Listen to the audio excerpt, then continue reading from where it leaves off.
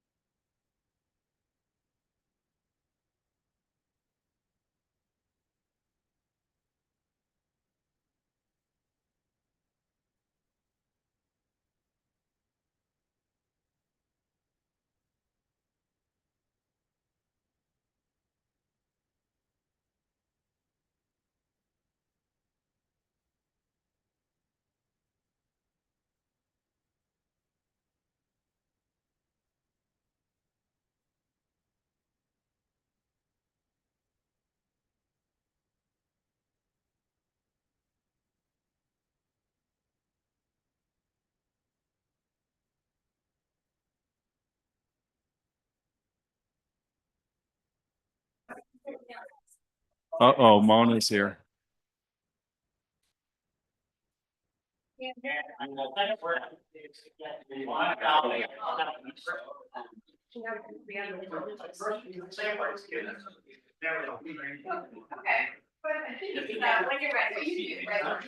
Sure. How about if we do it before public comments? Okay, great. Hello, everybody. Thank you for coming. Paul, please pay attention to the front of the room. I never get an opportunity to say that to a police officer. Call this meeting of the New Shoreham Town Council back to order at 7 p.m.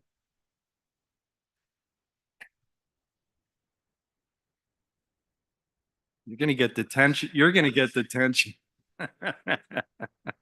Our first order of business is a Board of License Commissioners meeting. Can I have a motion to convene the Board of License So moved. Second. Commissioners? So all in favor indicate by saying aye. Aye. Opposed, no. The ayes have it. This is to receive and act on an application for an MFE for Alberto Sanchez, doing business as Pizza Shack. The location is Paynes Dock. And Keith, I was recuse myself just because the applicant's business is a family member. Okay. Terrific. Thank you. We'll shout. Alberto, do you want to come up? Walk us through? It'd be great. Hello? Okay. Yeah.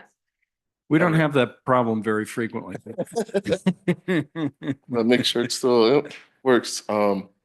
Welcome. Thank you. Thanks everybody for their time. So tell us what you have in mind here. Just from my experience over there at Paynes, me and Sans are talking, about giving, just add to the already great experience of what is Paynes Dock. And it's a very popular place. It's like an institution. I like to make pizzas. People love pizzas. Families love pizzas. Kids love pizzas. And I wanted to, like I said, add another variety, another option. That's something that's not there.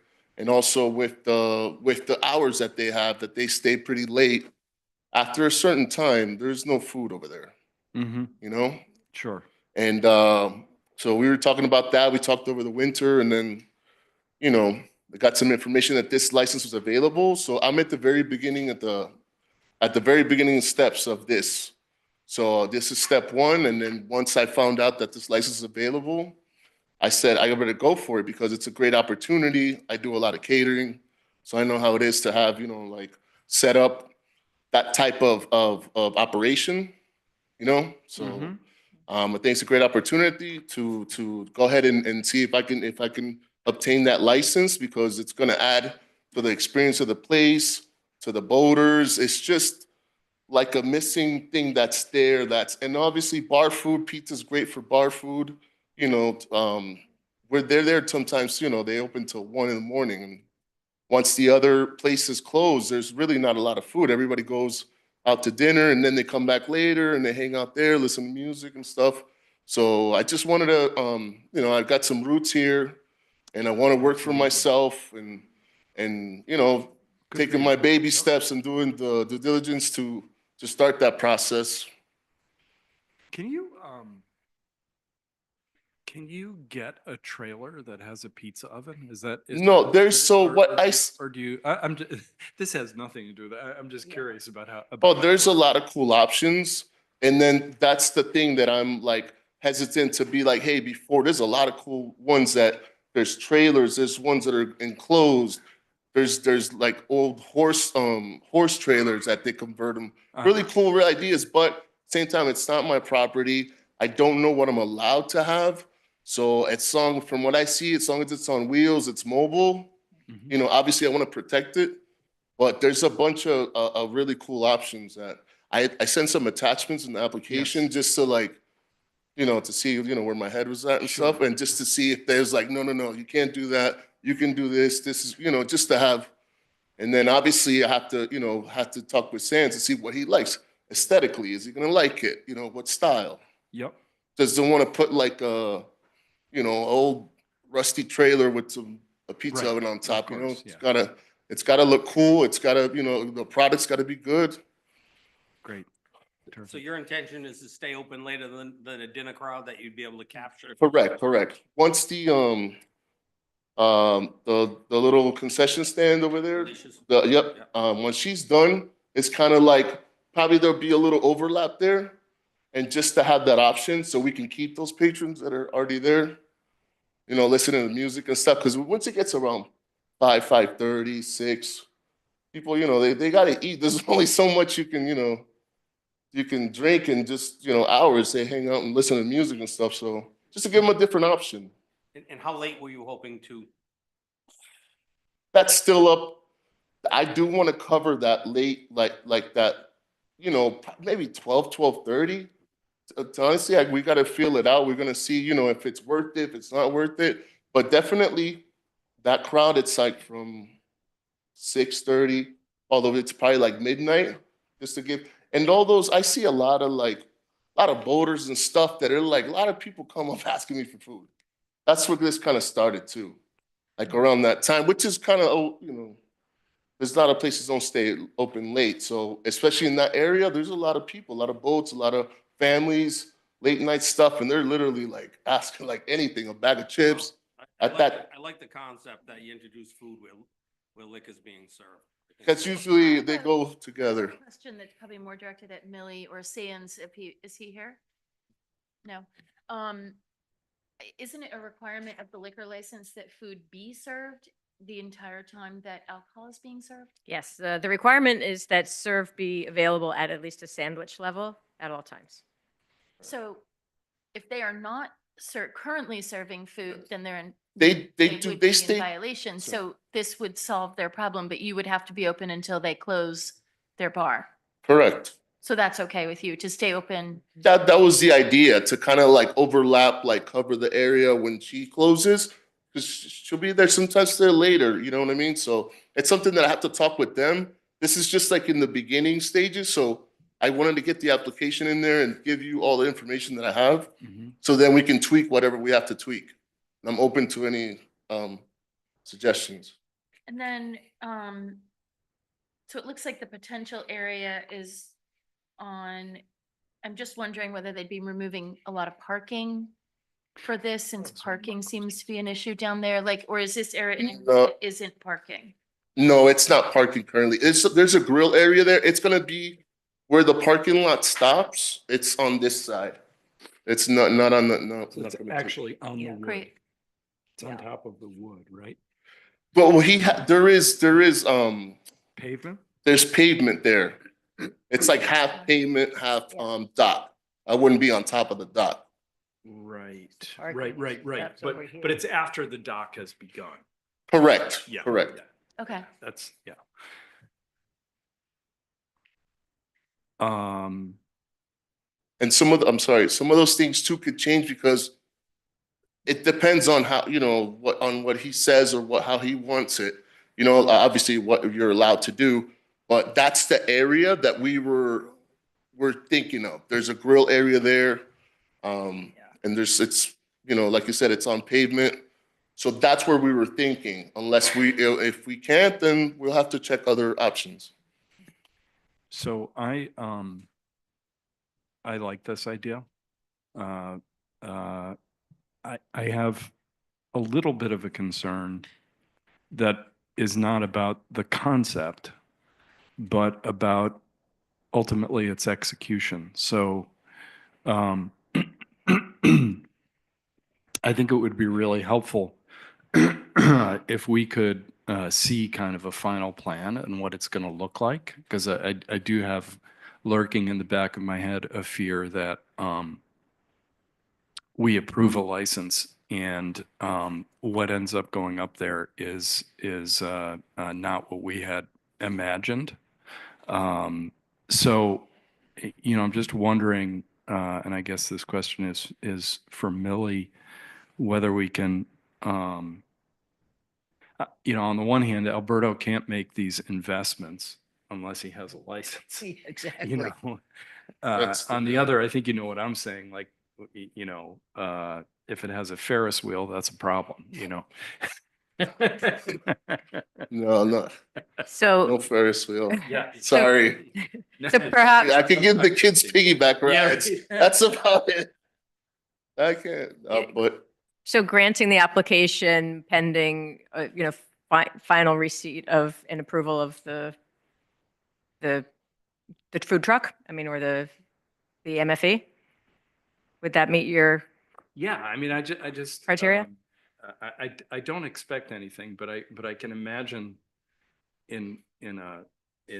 there's a part of my brain that sort of, is thinking about calls and texts that I'll get in the summer if it's not what we envisioned.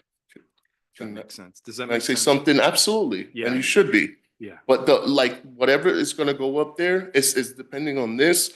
And it's gonna be like it's always been there. I'm not gonna go over there and put on neon lights. It's gonna be something that's aesthetically gonna fit in with the same like color scheme, everything like the rest of the dock.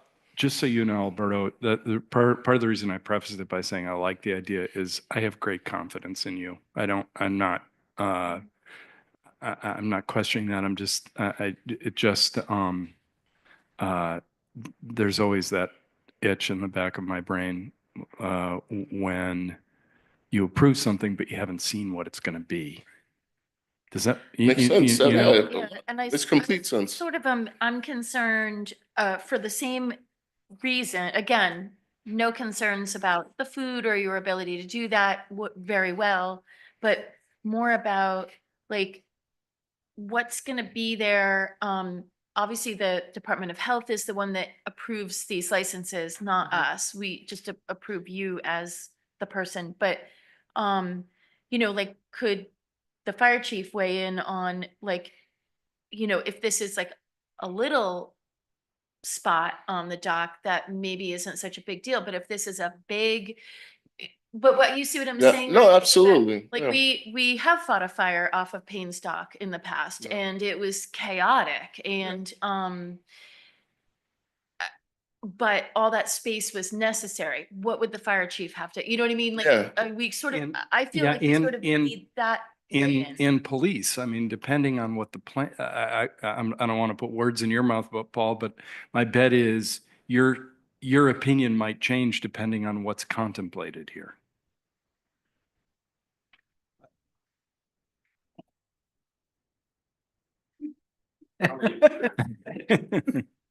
My biggest concern with this, it's two things actually. One, as Molly brought up, access down the dock. Where exactly is this going to go on there?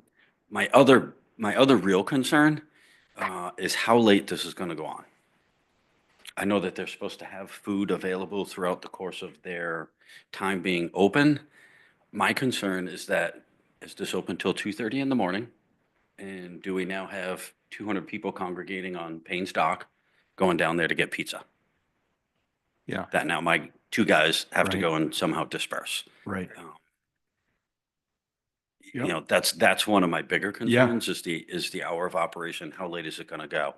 And as I said, the other part of it, and you did bring up a good point, Molly, because if there is a portion of that dock down there that is asphalt, and then it turns to wood. Having a giant pizza oven on top of a wood dock doesn't really make sense to me. But I don't think you can. But also, I think Chris should at least have a look at this to say, good idea, bad idea, depending upon where they decide to put it. Because you also have the fuel storage tanks right there.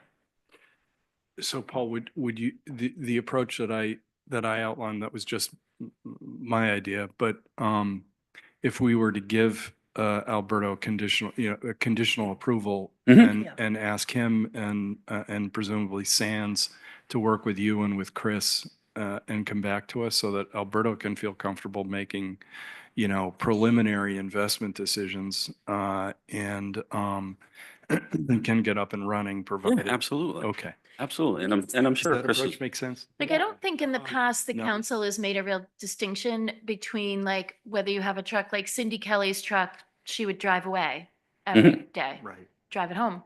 And I think the pizza truck that the O'Briens have drives. it's movable. But Yep. some of them, they have to hook up to a hitch on a truck, right? So I guess what I'm wondering is like, would this be an instance where we specify what could be there after some discussion, that it would have to be something that could be driven away? I don't know. I personally, to addressing what the chief's saying, you know, I don't think we're looking for a food truck that's gonna be an after hours place, like Rebecca's when the bar is closed. Mhm. I see a need down there to be able to serve food, you know, to whether it's 11 o'clock, whatever it might be for the patrons that are mainly down there and so forth. You're putting some food up they've been drinking. I think you can read the vibe of the council right here that, you know, I think that it sounds good. And I think that it's something that reasonable put before us. I think you're probably gonna get some support, but I think we really need to have a little more in front of us. I think at this point, if you could get something together with Sands, and unless we're on a time crunch here, Millie, get something with Sands as to what you plan to do in the next, you know, meeting or two, that we can readdress it. But and then we're tangibly looking at something, everyone knows what it is at that end of it. But the question you have, doesn't mean you have to go out and buy it, but you can figure out what it is and then put it back before. I think it's gonna be Yeah. easier for everyone to that end of it, but certainly I think you're getting the read here of go to that next step, and we're certainly willing to entertain it. There's no big hard no saying don't do that. No, I think, and I think, like, also to say, like, we wouldn't be entertaining other options in the meantime, right? Like, if somebody right. else Yeah. comes in with the license, like, Exactly. we're Yeah. hearing your license all the way through. Yeah. It's not like somebody else could jump in and be like, I got it done first. Yeah. I mean, we could even say, we're putting a hold on this license, subject to some further information. And I understand that Can You we don't make the continue this to a purchase. date certain, though? Yeah, sure. Yeah, you Come up to the mic though, Alberto, please. Just about your concerns, it's, the intention is not to stay late night. It's Yeah. just to provide something for the late night people. And then like when they shut down there at 1:50 or 12:59, they shut it down, we're done. Like I should say 12, maybe 12:30, and maybe just enough to have something there.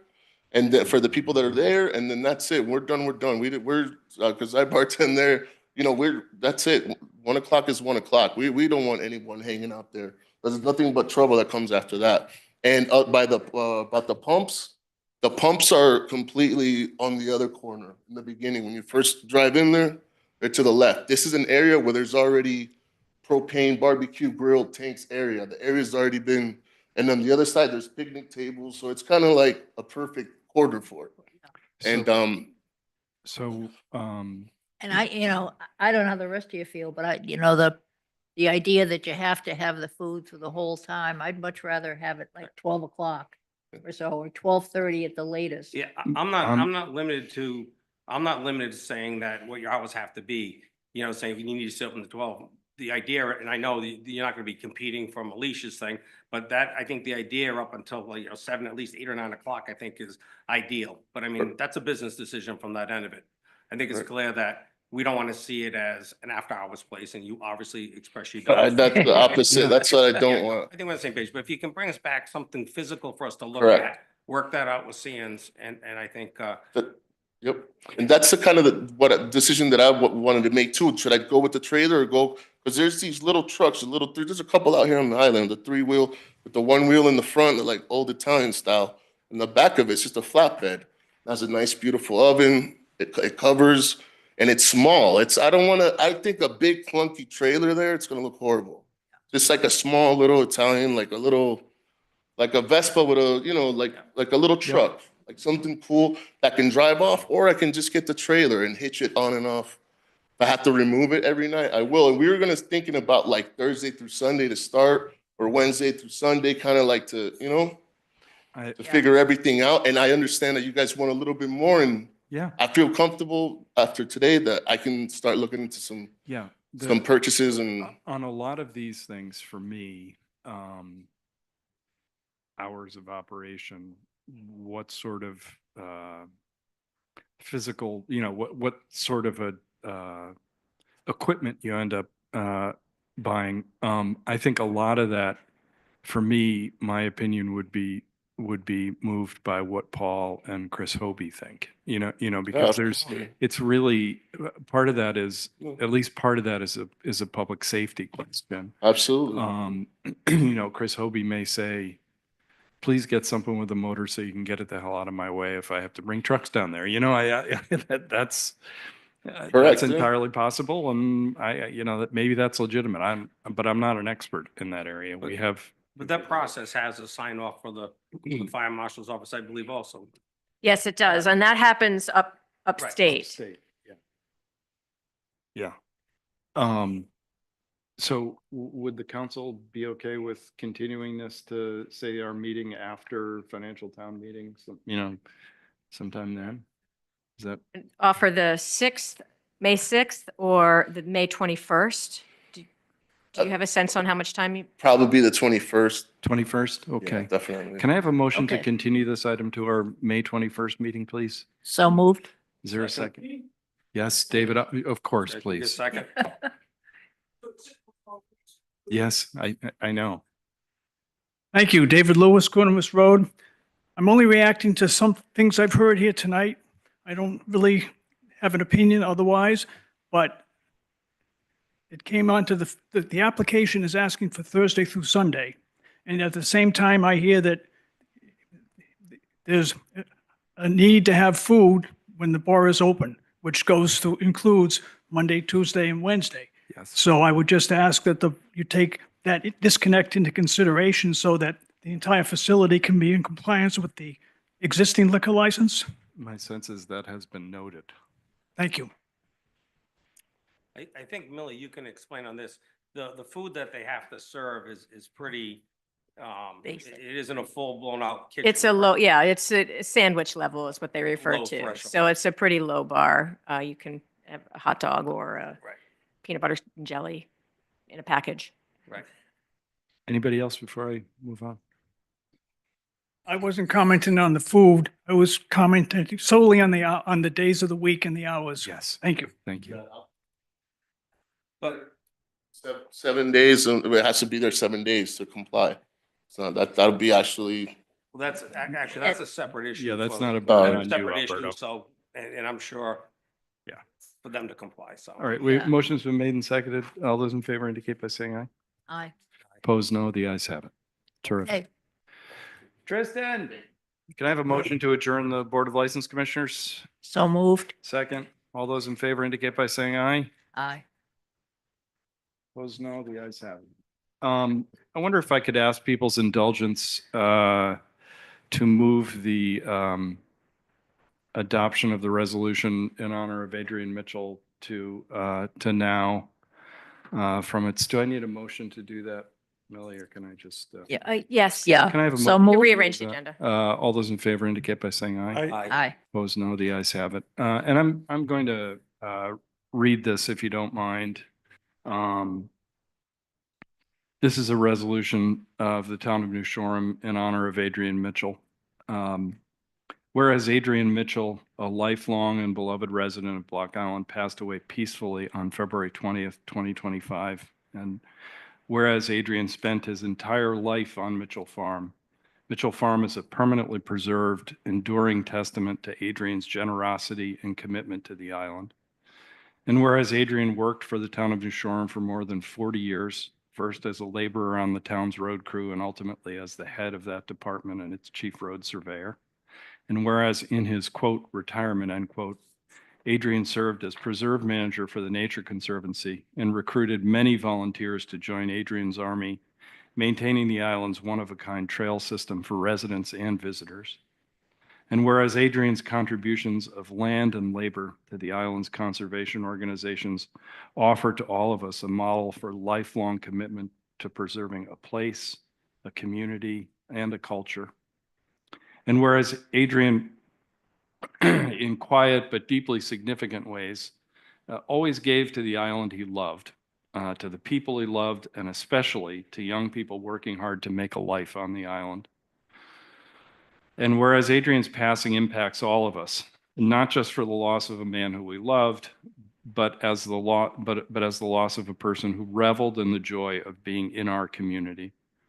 And whereas Adrian's contributions will never be forgotten, not just by those whose lives he touched directly, but by everyone who drives by the barn on Corn Neck Road and reflects on the life of a man who showed every day how to love and give back to a community. Now therefore be it resolved that the town council, on behalf of the town of New Shoreham, expresses and shares the grief and sadness felt with the loss of Adrian Mitchell and joins with all who grieve the passing of an island icon. Be it further resolved that this resolution be made part of the permanent record of the town. Witness our hands and seal this 9th day of April, 2025. Can I have a motion to adopt? Motion to adopt. And a Second. second? We would adopt this with a moment of silence.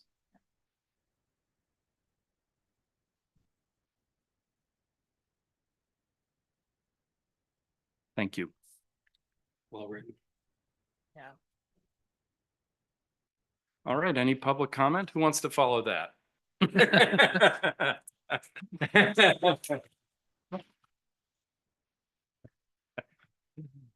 Cindy, come. Are you able? Do we have to bring it? Do we have to bring a microphone to you? That was really nice, by the way. That was great. Hello, everybody. Hello. I just wanted, I know it's public comment, you can't say anything, but I know that later on tonight you have on the agenda about your upcoming meetings. Mhm. And I hope that you will consider talking about the noise and that we can just get that going before the summer gets going. I know we've been sort of at this since October, and we did have to cancel once for the knee replacement and then a couple times for the use. So Yes. if we could maybe set a date for that would be so wonderful and Great. so appreciated. Many of us are really hoping for some relief or help and I hope you all got the packet that I sent. Mhm. Yes. Good. And I do have even more information that I've been doing. So anyway, thank you Terrific. very much for your time. Thank you, Cindy. Appreciate it. I'm glad you're getting around. Anybody else, public comment? If not, our consent agenda. Can I have a motion to approve the consent agenda? So moved. Is there a second? Second. All those in favor? Yep, sure, please. On the letter from Chris Obi on the reference, the brush fires and so he talks about the clearing. I'm hoping that it's a very well written letter. I'm hoping maybe we can get that to the paper or they get that to the paper also.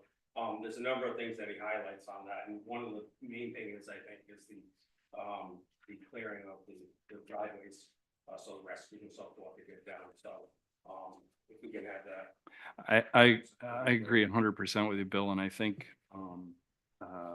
when at a recent meeting, Tristan, or last meeting, we were talking about the volunteer fire department and about the need for a work session to talk through several things, and this was on my mind as one of the things we would address to give it broader attention. I think is It's one of those things we think of those just happening out west, but the Rhode Island, it's popular. So yes, absolutely. thank you.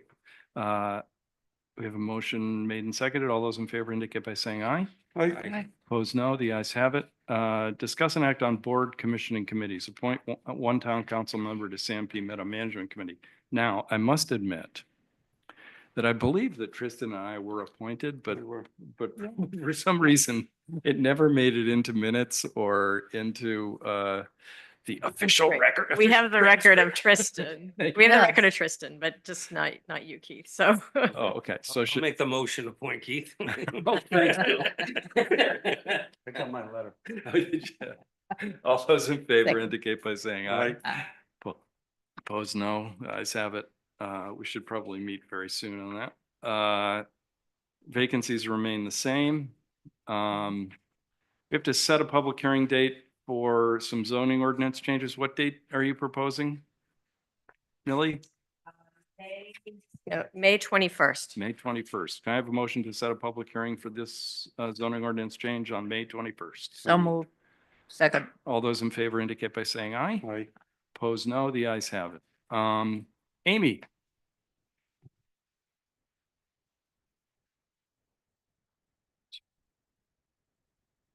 Well, we've already started where I was going to start, which is with the tree trimming. Yes. So you'll see in the public works section, they've done all the state roadways. And so then a reminder to property owners to please clear your laneways. A couple other highlights. Obviously, the paving work has been completed at the intersections of Pilot Hill, Mohegan Trails, Snake Hole, and Lakeside and Mohegan Trail. And then a reminder that the Beacon Hill work will be completed in the fall. For those who want to pay attention to that. For anybody who might care about Beacon Hill Road. Or who doesn't know that there's a part 2 Yes. to that. Yeah, right, exactly. Yeah.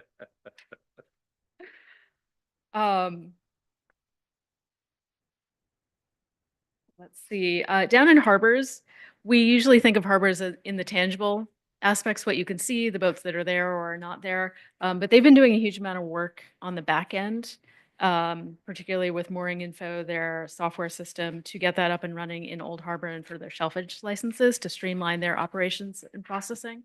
So that's been a heavy lift there that I wanted to make sure everybody.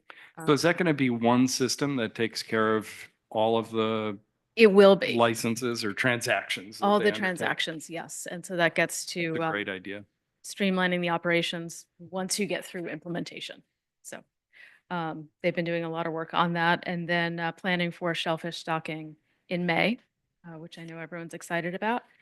In recreation, with the spring, a turn to Heinz Field, and they'll be using that field starting after school break this week, which is Mhm. great. In the library, I wanted to call attention to Susanna Gardner, who has been chosen for a mid-career leadership symposium by the New England Library Leadership Program. So that's really exciting for her to be participating in. And then some other staffing changes at the library as people come and go. Both Anna headed off to work on her master's degree, and Victoria will eventually soon be coming back.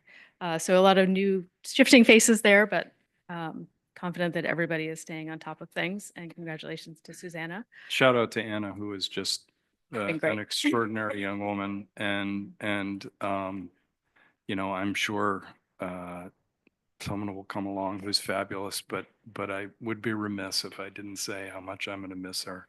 She's terrific.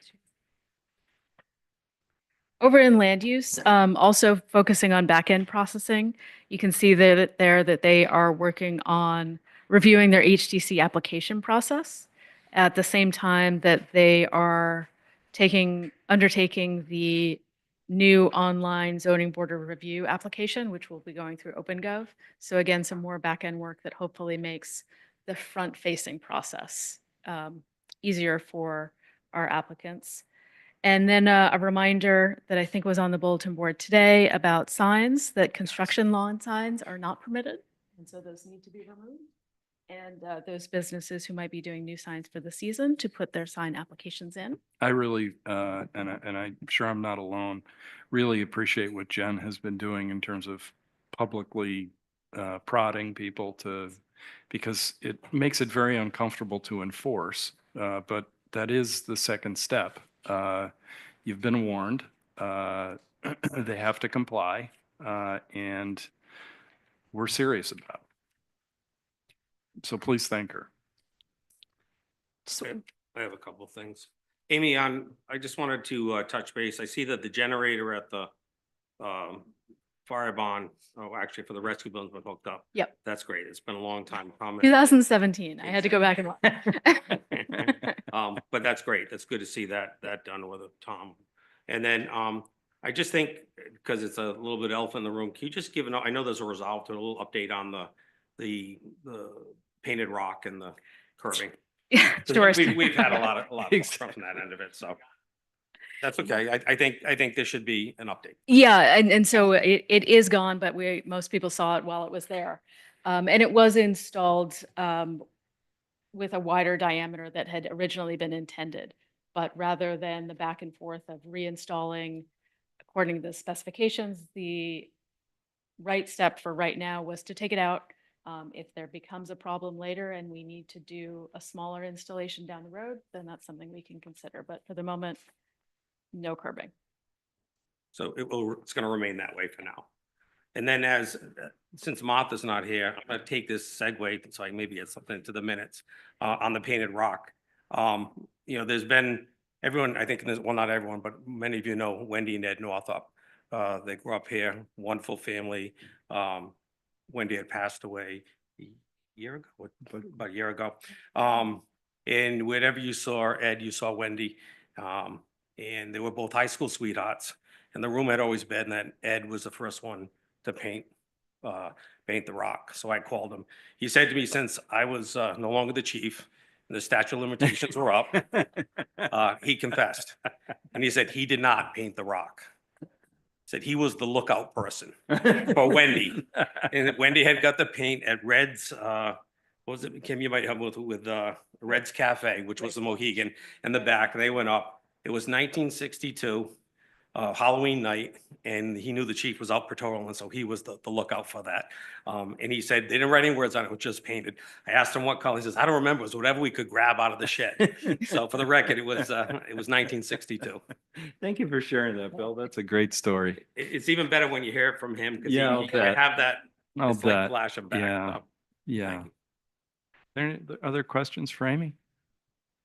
I really like this model of doing the town manager's report earlier in the meeting rather than later. I've felt for a long time that there are so many things going on. There's so much work that's being done by not just by you, but by the entire team, that we need to do a better job of saying that. And by item 13. And even then, I'm just giving you a few highlights for those who might have a chance to read the couple pages. There is a lot of great activity in there. Yeah, it's incredible. It's really, really great stuff. All right, we did 9 earlier. Discuss the warrant item proposed by the Block Island Housing Board for $2 million. I almost said billion, Jesus. For the development of the O'Brien property, Plat 18, Lot 2 and 3. I don't know who wants to start this. See Alberto. Thank you. Good night.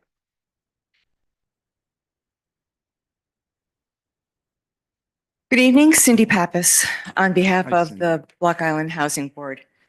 So the Housing Board encourages you to vote affirmatively for our request for a $2 million bond on the warrant for the town financial meeting to support the West Side Road Housing Board project that we have been working on.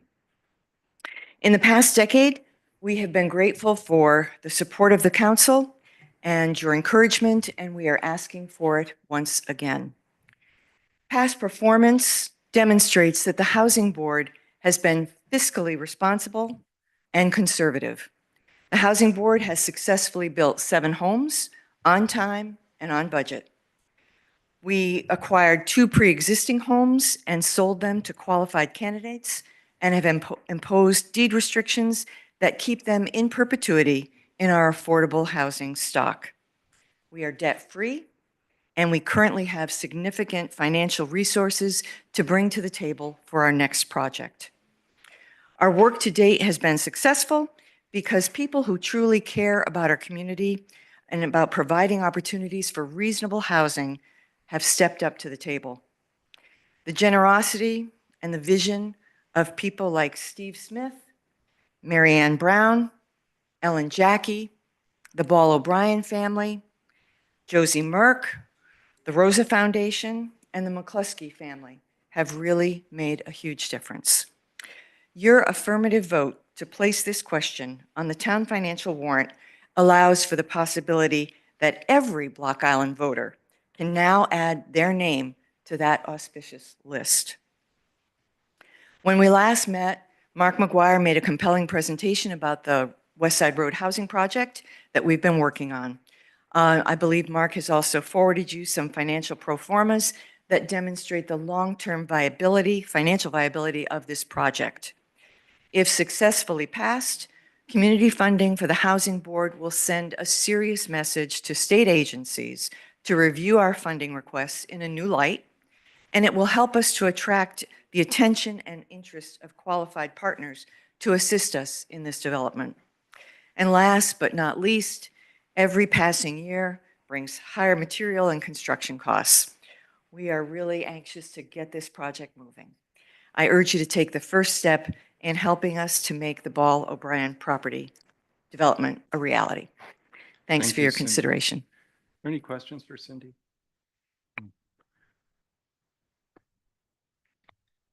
Chris, are you stretching your leg? I know I just, Thank you. Chris Warfel, Housing Board. I wanted to add a perspective that came to me not too long ago. I think we're here before you tonight in part because of me, not because I'm on the Housing Board, but because I was on the town council. I lost two friends out here not too long ago. I know housing was always an issue for them. They struggled to find a way to live here. These are good people, hardworking people, skilled, and a very good part of our community. For a long time now, I've wondered, what did I ever do about the housing issue here? I cannot remember anything I did on the town council on this issue. I know the town never had such a thorough plan for trying to solve this problem as what you have before you now. For 5 years now, I've been trying to find ways to develop more affordable or attainable housing. What you have before you is a result of part of that effort. With the warrant funding, we will qualify for grants and loans, excuse me, and able to foster relationships with professionals in the affordable housing industry and create affordable housing on a much more regular basis and create economic input to our local economy that would go to the mainland elsewise. It is my understanding that this will not affect this year's budget, but when the financing is secured. That is correct. Okay, thank you. Please don't make the same mistake I made. Please learn from me. Please vote to put this on the financial town meeting as a warrant for the voters to decide. Thank you. thank you, Chris. Anybody else? Council? Thoughts? No, just if anybody has thoughts. Yeah, I'm really torn, especially when I have someone like Cindy speaking, who I have great respect for. I think the board has worked very hard, and my concern is that we have some big tickets coming down the pike here. We have the school, which they're talking about possibly rebuild. We have the fire station. We're talking, it's either renovation or a new building that's, north of 15 million. We also have a fire truck. I think that was going to be in this year and is being put off to next year at another $1 million. We have the Coast Guard station. And I think everything has to look, everything is worthy on one when we look at just that. I think we have to look at everything, and it's very difficult in this position up here, but we have to look at everything together, and how it leapfrogs and how it goes in. And then also, I thought that Ms. McGuire did a great job the other day of some of the options that might be of building some of the units and getting some of the money and to do the other. So I'd like to see some of those things explored a little bit more. There's also some potential with a bill that's in right now, the governor's office with the 5%, with 5%, possibly some funding coming back this way. And I believe there's a bill, anything over 900,000 could be earmarked for affordable housing. So I'd like to see us just explore other options a little bit if we can, only because of what we have in the pipeline. And this isn't said lightly at all, because I recognize it definitely is, it should.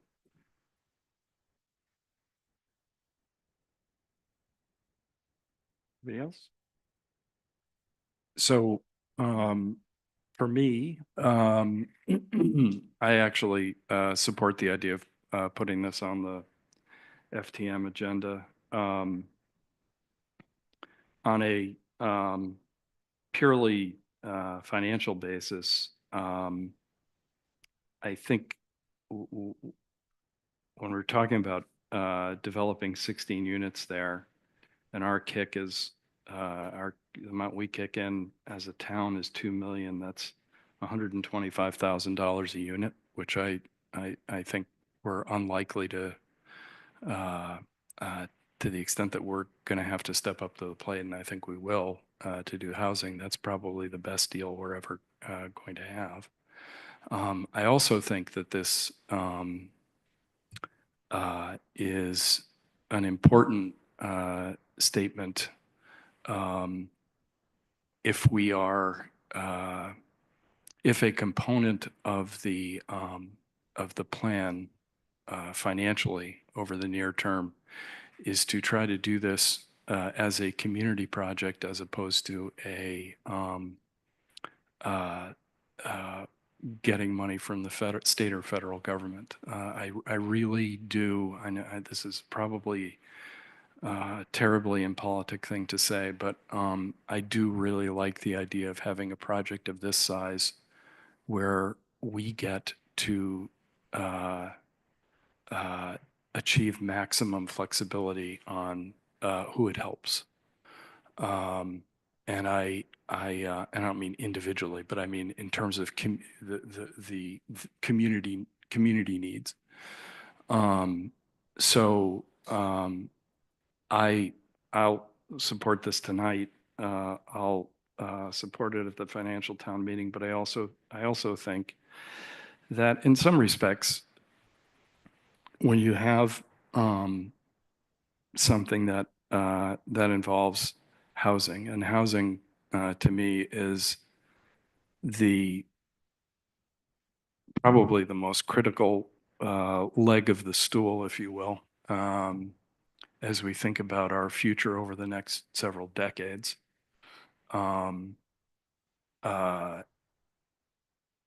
These investments are community investments that ought to be put before the community at a financial town meeting.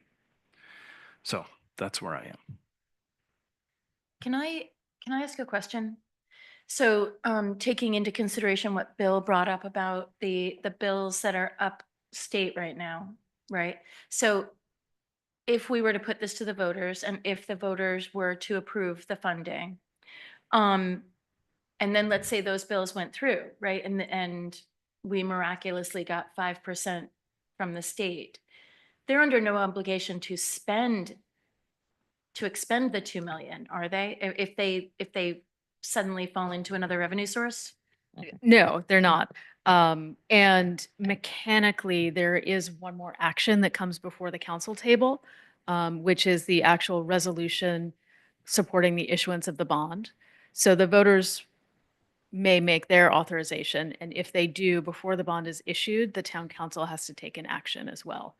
So there is a sort of a second step that occurs, so that if there were other funding, the council could, there is no mandate that the housing board use those funds, and the council could not authorize the issuance of this 2 million if they chose. Okay. I just wanted to clarify that, but I understand what you're saying, and I know we had a letter from a community member. I think the community member's letter indicated she was under a little bit of a misunderstanding, that thinking that we are approving this tonight, right? If we approve this tonight, it just means that it goes to the financial town meeting for the voters to approve. So I know people in this room might understand that, but just in case there's somebody listening to the meeting, or for the woman who wrote the letter, just so you understand, like, us approving it tonight means it rolls forward to the voters. And then the voters get to have their crack at this, which means you should show up at financial town meeting if that's the case and vote your piece. But I am in favor of putting it on the warrant because I think it should be up to the voters and not up to the 5 of us whether or not housing goes forward. It's a big expense. It's one that the taxpayers have to take on, but if we don't have housing, then we don't have a community. If we can't house our people, we listened at the last meeting to like people at the post office who are leaving. And, you know, if we expect to be able to pick up our mail and expect to have teachers at the school and children at the school and children at the preschool, we have to have a place for everybody to live. So I am in favor of rolling it forward to the voters. So that's where I'm at on this. Can I make a comment? Of course. Okay. Cindy, let me just clarify that with this $2 million, we're still making application to Rhode Island Housing. We need more money than just this $2 million bond to move this project forward, correct? That is correct. With the funds that we have on hand, the $2 million, if it were accepted by the town on the warrant, the 2 million bonding authority that the Housing Board currently has, we would still have a shortfall. So we would be looking for additional funding to fill that gap, whether it be through private funding that we perhaps might be lucky to be able to pull together, or whether it could be through state funding or grants. But yes, there still is a gap. That shortfall is how much, Cindy? Well, it's a moving target. At this juncture, 16 units, I would say we're probably in that $6.5 to $7 million range. But prices for construction and materials are going nowhere but up. So Yeah. there will be a gap. Okay, thank you. So, I'm in that same boat. You hate to be the person sitting here saying no. There's such a list of things that are, that are necessary. What I do think is that, farther on in this agenda, we're going to have a conversation about the Thomas property. And absent the manager's house, we have 4 units that will be coming online that are going to be rental units. There is a provision we're going to discuss, how many of them are locked into the police, but we may come up with 1 or 2 that are available for rental for people on the island. I'm not sure that this is the year to do this. I know if the voters vote it, it doesn't necessarily mean that the bonds have to be issued at any point in time. We can see what happens. I would like to see what happens with the state, with their push for affordable housing, with all sorts of items out there. But a lot of the items don't have a ton of money attached to them. I think Chris has brought up before, and I think it's something that we're going to have to talk about at some point, is is there any possibility of utilizing or having a conversation with the land trust about the percentage that they have? And in the meantime, I think, I'm not saying no, but I guess I would prefer to see the Housing Board look at building for and selling for to gather some more money to go forward with the rental units. Yes, I think it's a question that the townspeople can answer. But I feel like, we're the ones that are sitting up here that keep adding to the list of things that absolutely have to be done and keep getting kicked off from municipal standpoint. So that's where I am at the moment.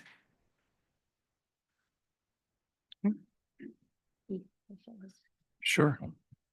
Go ahead, Keith, after Chris.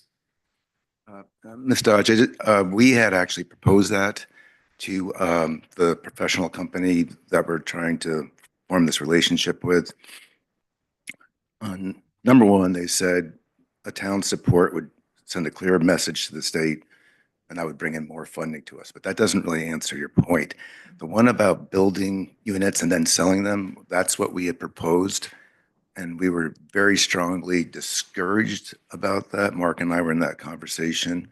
They indicated the stop and go in the construction that cost and logistics problems would far outweigh the benefit of doing that. So the model that we have come up with is to sell houses initially before renting, but not to separate into separate compartments, build the whole thing together, because that actually would save us a lot of construction money. Thank you. Thank you, Chris. Keith?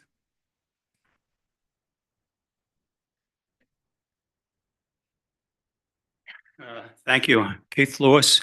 I want to speak on behalf of this item.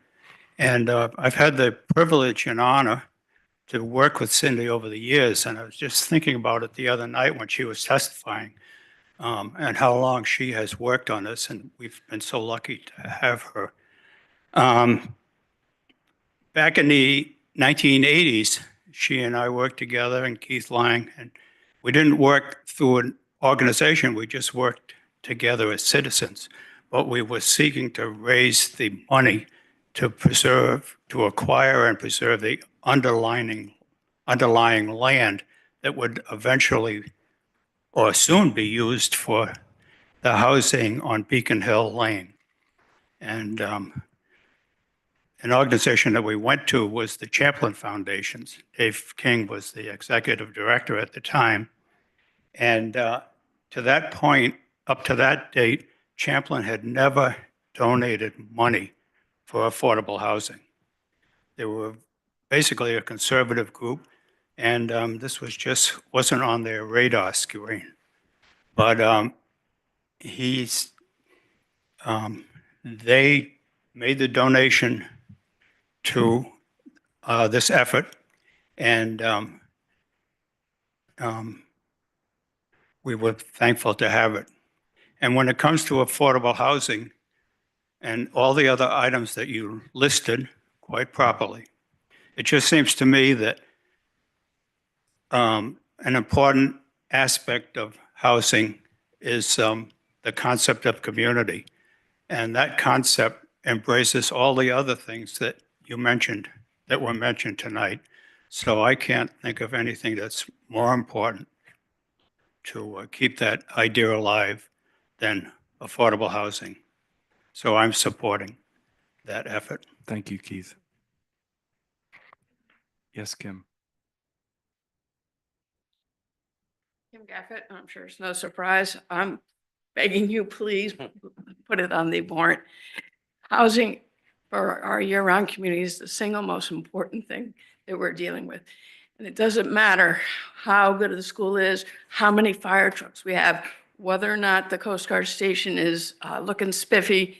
If we don't have a community to be here and live here and support it, and just fill those seats and fill the seats of Chris and Cindy for all these years, working on behalf of the community that you spoke so eloquently about, that Adrian Mitchell wanted to be part of. We need housing. And when asked within the last year what I thought the highest hazard was to our island, it's not flooding. It's not sea level rise. It's the loss of our community. And we're going to lose it if we don't have enough housing.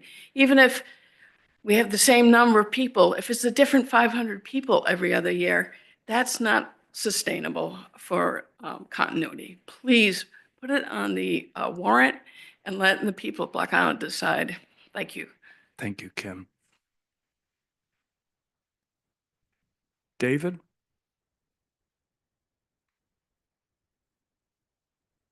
I'd like to ask a couple of questions of Cindy, if I may. You want to join me? Because I got at least two questions. I think you do. So just a little while ago, we discussed the fact that even if the if it's on the warrant and the town votes to approve the warrant, the resolution has to be passed sometime in the future before any money gets borrowed. And that's the time where possibly the community could change its mind in one direction or another. So I have that correct, right? Now, following beyond that, what's the period of time? Now, I'm wondering if we can build the argument for buying some time. What's the period of time if the warrant is approved? What's the period of time before we would be applying back to the state and getting an answer back from the state, which essentially becomes a no-go decision for cashing in the bond? Do you know that answer? And is that a rational approach? It's definitely a good question, and I will polish up my crystal ball and see, best answer. I would say where I'm sitting at today, if the warrant goes through, and we still need to find some additional gap funding. This is 2025. Realistically, I think we're looking at late 26 to 27. So I don't think it's going to happen immediately. Sure. So in fact, we do have time the town would have time to approve this warrant and still turn the clock back in 20, when the other monies were in hand. The one that you're applying for, if that was in hand, the council still gets the choice of whether to vote the resolution.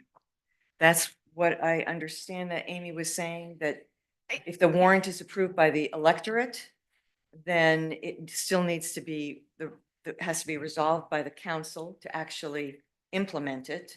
And we have a time frame to have that. Yes, all those things are true. There was one grain of something in there I want to make very clear, which is it would be somewhat inappropriate for the council to not pass a resolution that was supported by the voters if all the other ducks were in a row. Yes. So does that, I thought that I heard that, and I want to make sure that we're clear on that. So while a vote at financial town meeting of the voters does not require that we issue the bond, we take that as a signal of how we are expected to govern and manage the community. Right. So I just want to clarify that. So it's an obligation that we assumed. And so should circumstances change, There would be, I think, another conversation between the housing board, the town council, the public about how that landscape might be different in a way that still meets the criteria set forth in the warrant. that's. And can I ask, because my understanding is that if this bond passes, that is the impetus for getting additional monies from the state, that without this $2 million, I mean, it's always going to be $2 million floor and whatever we can get on top of the state to make up the 6 million. It's certainly, whether we are talking about private investors, whether we are talking about the state of Rhode Island, it certainly gives us a lot more credibility. It gives us a more secure financial standing. It sends the right message to the people that we're trying to reach out to create that gap funding. Yeah, okay, thank you. Thank you, Cindy. Thank Thanks. you. I just want the record to be clear that I support the housing initiative and what you're doing at that end of it. I just think that we need to look at our warrant items like we look at our capital budget items. We look at it all together, because any one of these things on its own is definitely worthy. A fire truck is worthy, the housing is worthy, the school is worthy. But I think we have a responsibility to look at the total package to it. I mean, this just came up in the last month. And I think that we have a responsibility, just like with the capital budget, to weigh out what all our needs are and prioritize it out. And that's the only reason I have the reservation on that, from that end, because, we have a lot out there. I mean, Well, but just to clarify, like this request came in the last month, but this project No, I has understand. been on our horizon for the years. request came up, there's only in the last couple of months where it came down from that end of it. And like, again, not that it isn't worthy, It's just, I think we gotta look at what we have out there and what projects are coming. And I know we can put it to the voters, but with that premise, we should put everything then, just, let's put the truck up, let's put them, I mean, I think there's the process for a reason from that, that we go through, so we vet out, somewhat of a priority as to where they fall with each other. That's all. So it's not, at the end of the day, it's a good cause, and all of them are. I just want to make sure that, we have the fund and priority against what's for the whole community leveled up. Tristan, did you hit your mic? Yeah, my mic's on. Outside of FTM, could we, if this didn't pass tonight, could we have a special meeting outside of, in the future, say 6 months from now? Hmm. Could you just go over that, Amy? I'll let I Millie didn't do that. brush up. Millie has the answer. Okay. Okay. Yeah, you, according to the charter, you can call a special financial town meeting. It takes about 45 days from the initial vote of the council for us to meet those election deadlines. And then, but that can be called pretty much at any time. Thank you. Anybody else?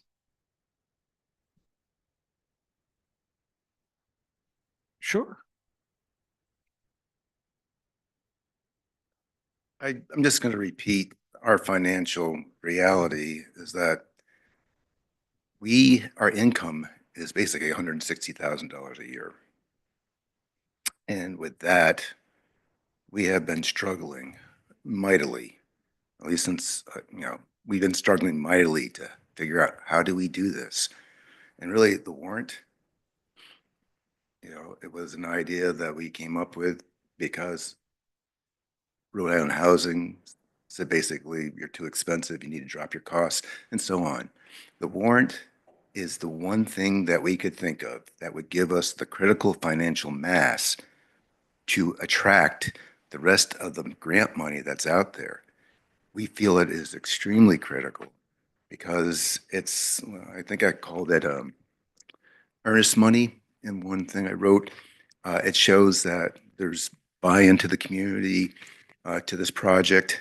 And again, it helps us get the professional assistance and the financial assistance. I don't think we can do it otherwise. We haven't been able to do it otherwise. So that's why we asked for the warrant. Thank you. I would. I just want to add too, like, I don't know, I know that we have a list of people on the housing list that's about 50 long. And I realized today, right, like that I have an adult child who lives at home and can live at home forever, as far as I'm concerned, but might not be their choice, right? And who works for the town, and I'm not the only one, right? Like, I'm not the only person who has their lovely child living at home with them. And, but they might want to break out. We have people working in the road crew and the water department and the sewer department. They really might like their own apartment, right? But that is not an option right now. Like, why would they move out of my house and move into like a basement apartment that has mold issues somewhere? Because that's what's available. So I just think we really have to take this into consideration. I know that's how I'm voting to put it forward. I think it should be up to the voters. And I guess my point is saying my child is not on the list, right? Very cozy at home, 3 meals a day. So, I think that this list isn't even representative of the number of people that would be available, who would apply perhaps. So. This is something that I learned a lot from Cindy. She took me aside and had a meeting with me, and I love the fact that we wouldn't have strings attached if that was possible. I think that there are some things we need to fix in this community with certain boards that run other affordable housing units on this island, and I think that would be a helpful place, but I am all for this. I think it's a great thing. I hear it all day long.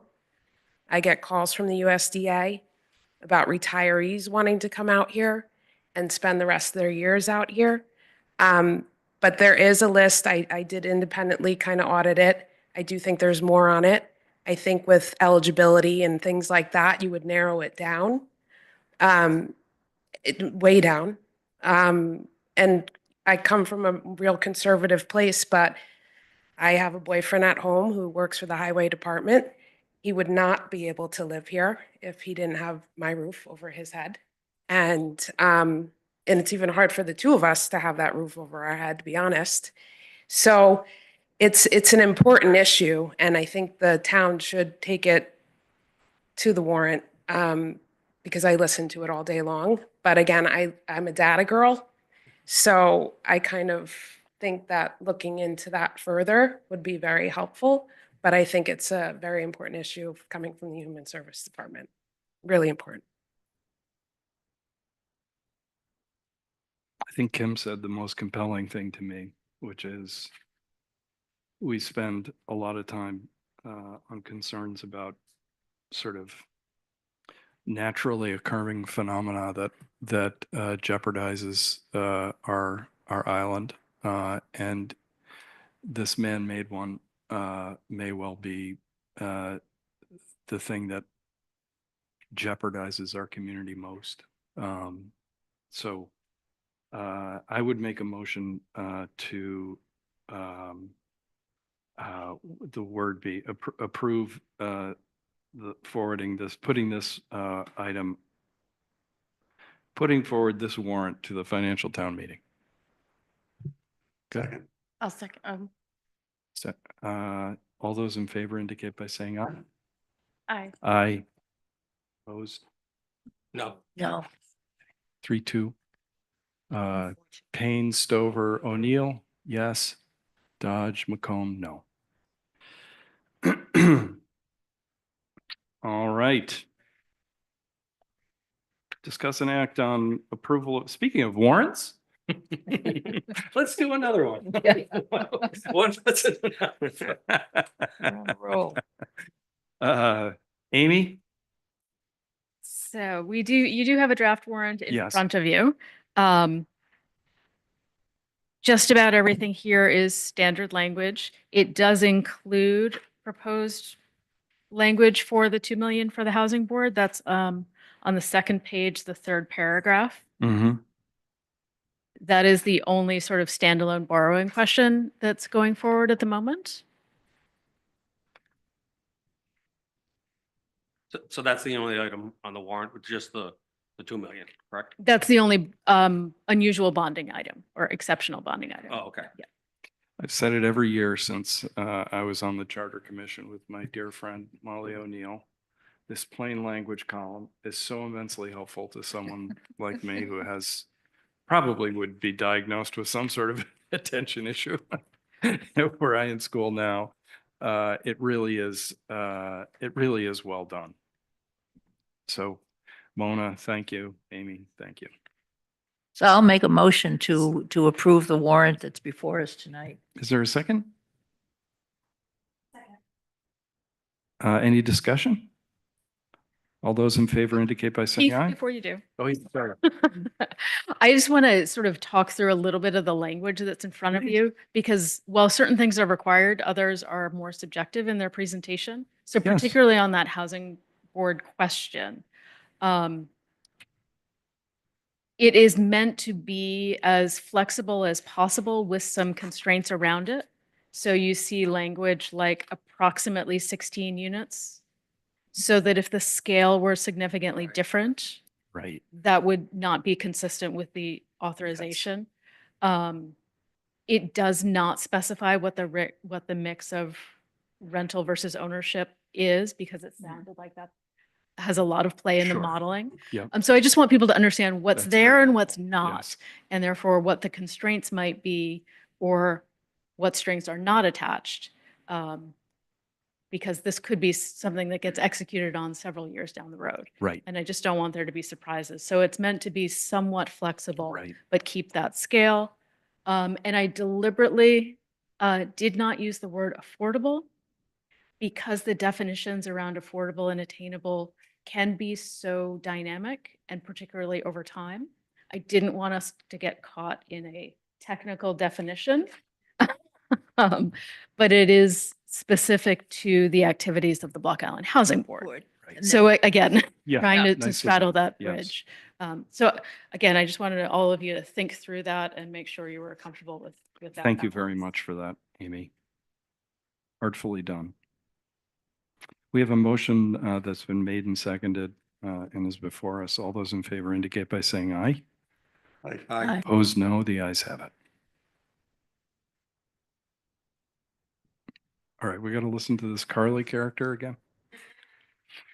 And I'll make it a bridge. Cause I got a date at the barn.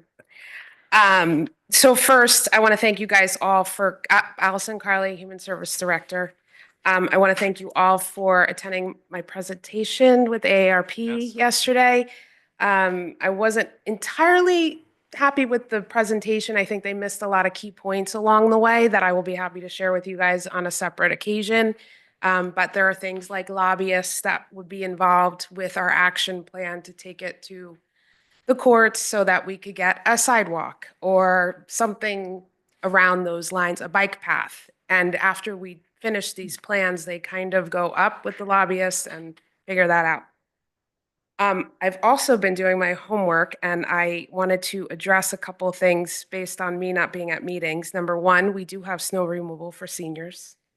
We work with dispatch, they call, and Officer Doug goes out and cleans places that we have to.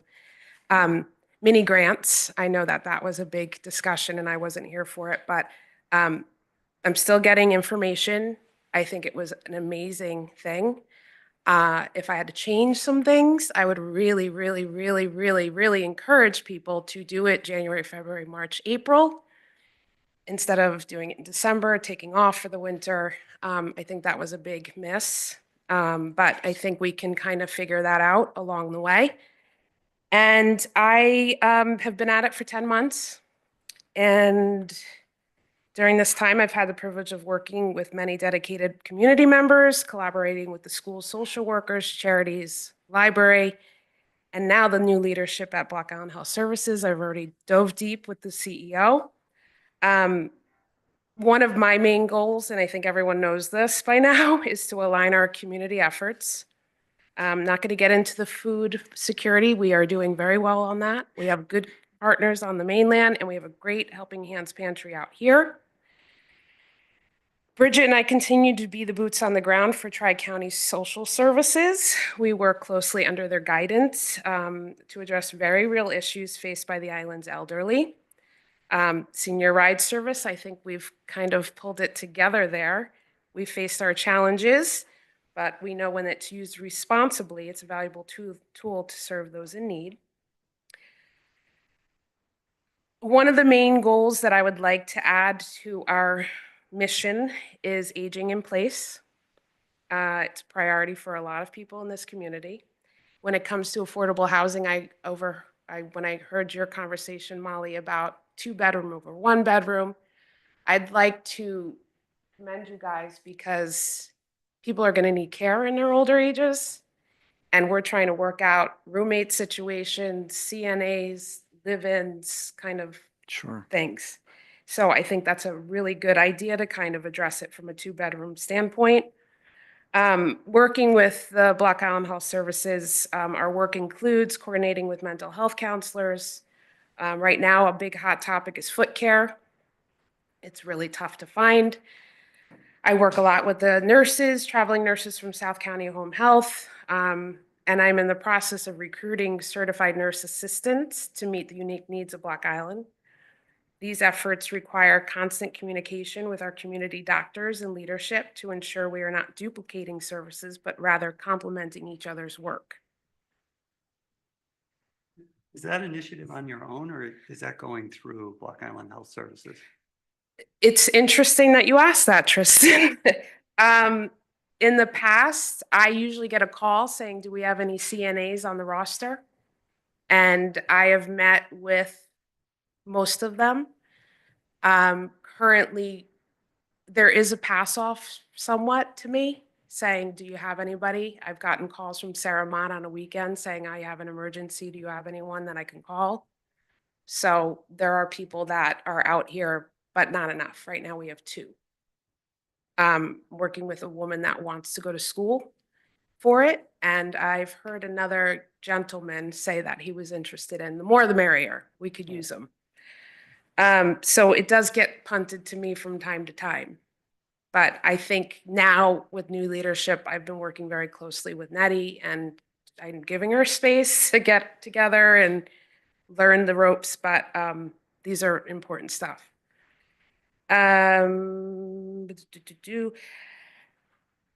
Accessing some of these services remain difficult for many, especially with financial constraints and limited transportation. While some residents have the luxury of choosing to live here, others are indeed stuck, struggling with challenges that we cannot ignore. We've seen this firsthand.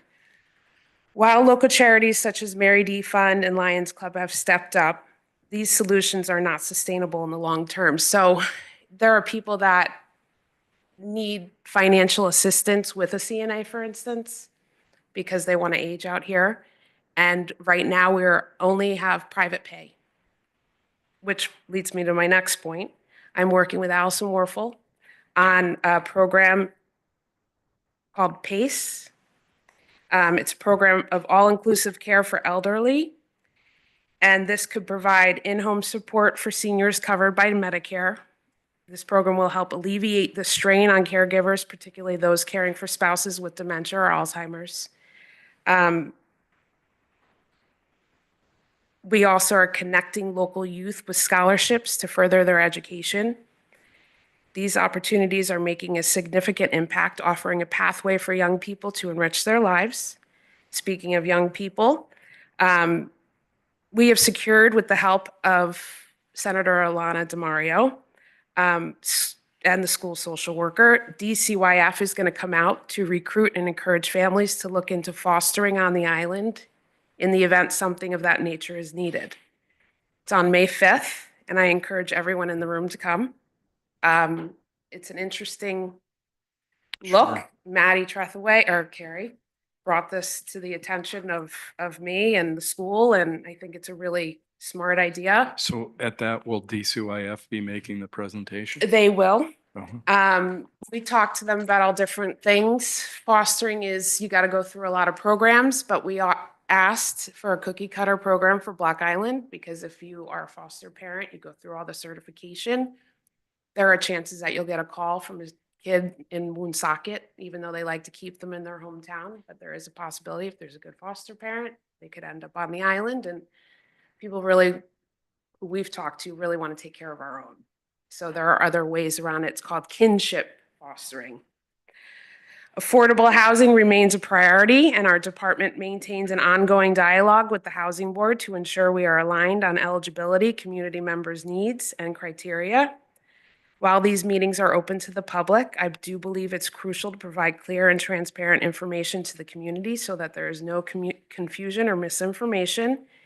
These guys are working on a great website, which I think will be very helpful to the community as we kind of progress. Throughout this report, I want to make one thing very clear. There is a growing concern that I've heard repeatedly, both from you all and community members alike. It involves various boards, while not directly under the municipality's umbrella, have significant influence over vital aspects of our community: housing, community centers, early learning initiatives, and more. There is a mounting frustration among residents who question whether these boards are upholding their end of the deal, especially when it comes to initiatives and responsibilities that were established decades ago. The time has come for a collective meeting, a roundtable, bringing together all of these boards and entities that deeply impact our community, regardless of whether they fall under municipal oversight. The key issue here is communication. When I first stepped into the role, I was met with a resigned shrug often and a phrase, "Well, that's just the way we do things out here." In my humble opinion, that's no longer acceptable. After reviewing the last town hall budget meeting, I noted that the council included certain contingencies tied to municipal financial support, criteria that needed to be met in order for that support to continue, and I feel like that was a good step in the right direction. But now I believe we need to extend this approach to all entities whose decisions affect our island, particularly about 10 to 15% of year-round residents who depend on the stability and responsiveness of these organizations. Decisions might be being made, but often without meaningful communication or clear transparency, and that must change. While I don't often lead with my resume, my professional experience has taught me that effective meetings begin with clear objectives and end with all parties walking away with something tangible. It's time to apply that principle here. These boards are filled with well-intentioned individuals, but operating in silos is beginning to erode the community's trust. As someone who's returned to this island because of how special it is to me, I also recognize how much work we have ahead. I've said it before, and I'll continue to say it, we're lacking in meaningful communication, and unless we address this, we risk losing the confidence of our residents. Therefore, I respectfully request the town council support and to participate in a formal roundtable discussion with these key entities. This isn't necessarily a financial ask. It's about fostering collaboration, clarifying responsibilities, and ensuring we are not triaging larger issues years down the road. If we don't take steps now, I can say with confidence that this will eventually become a town issue. And that is targeted towards some housing situations that I've been in and out of in the last 10 months. So it sounds like you have something for agenda item number 16.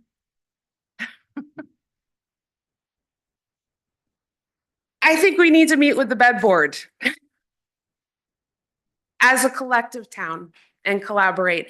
No financial support, but let's find out what's going on.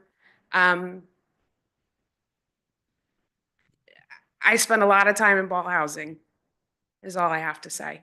Mhm. And it's upsetting to be in and out of there. And I just think that we need to look at it, not from a financial standpoint, but how we can foster communication around how we can make it better.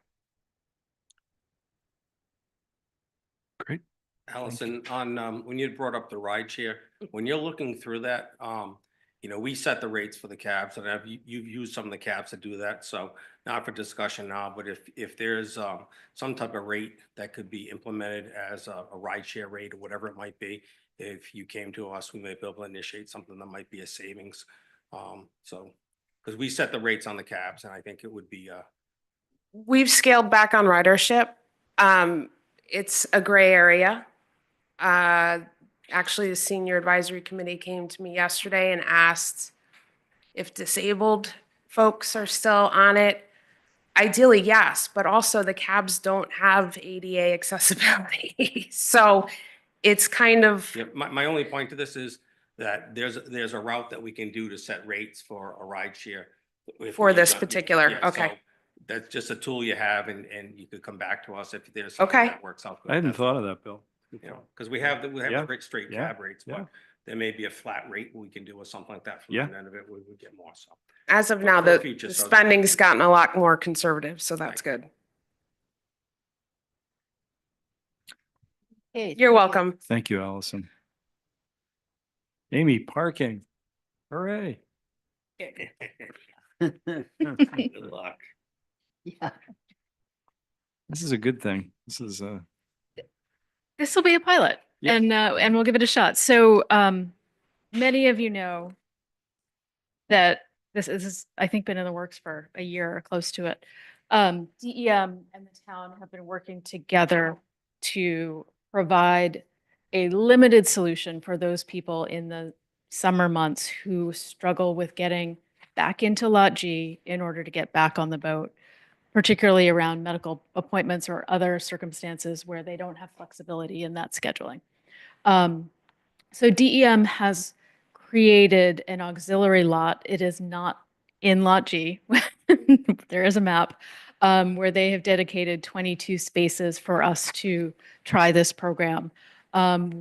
Millie did a lot of work on this, and Allison have identified two different types of needs. One is more of a long-term need, so you have an ongoing, it's easier to use a medical example, but there may be Yeah. other circumstances requiring you to go back and forth quite a bit, and you can make application for a spot to be used during that season for as long as you need it. The expectation is when that need goes away, you would surrender your placard for the next person to be able to use it. This may also apply for someone who, say, has a spouse who's in a long-term care unit and again is trying to make Yeah. those visits during the summer months.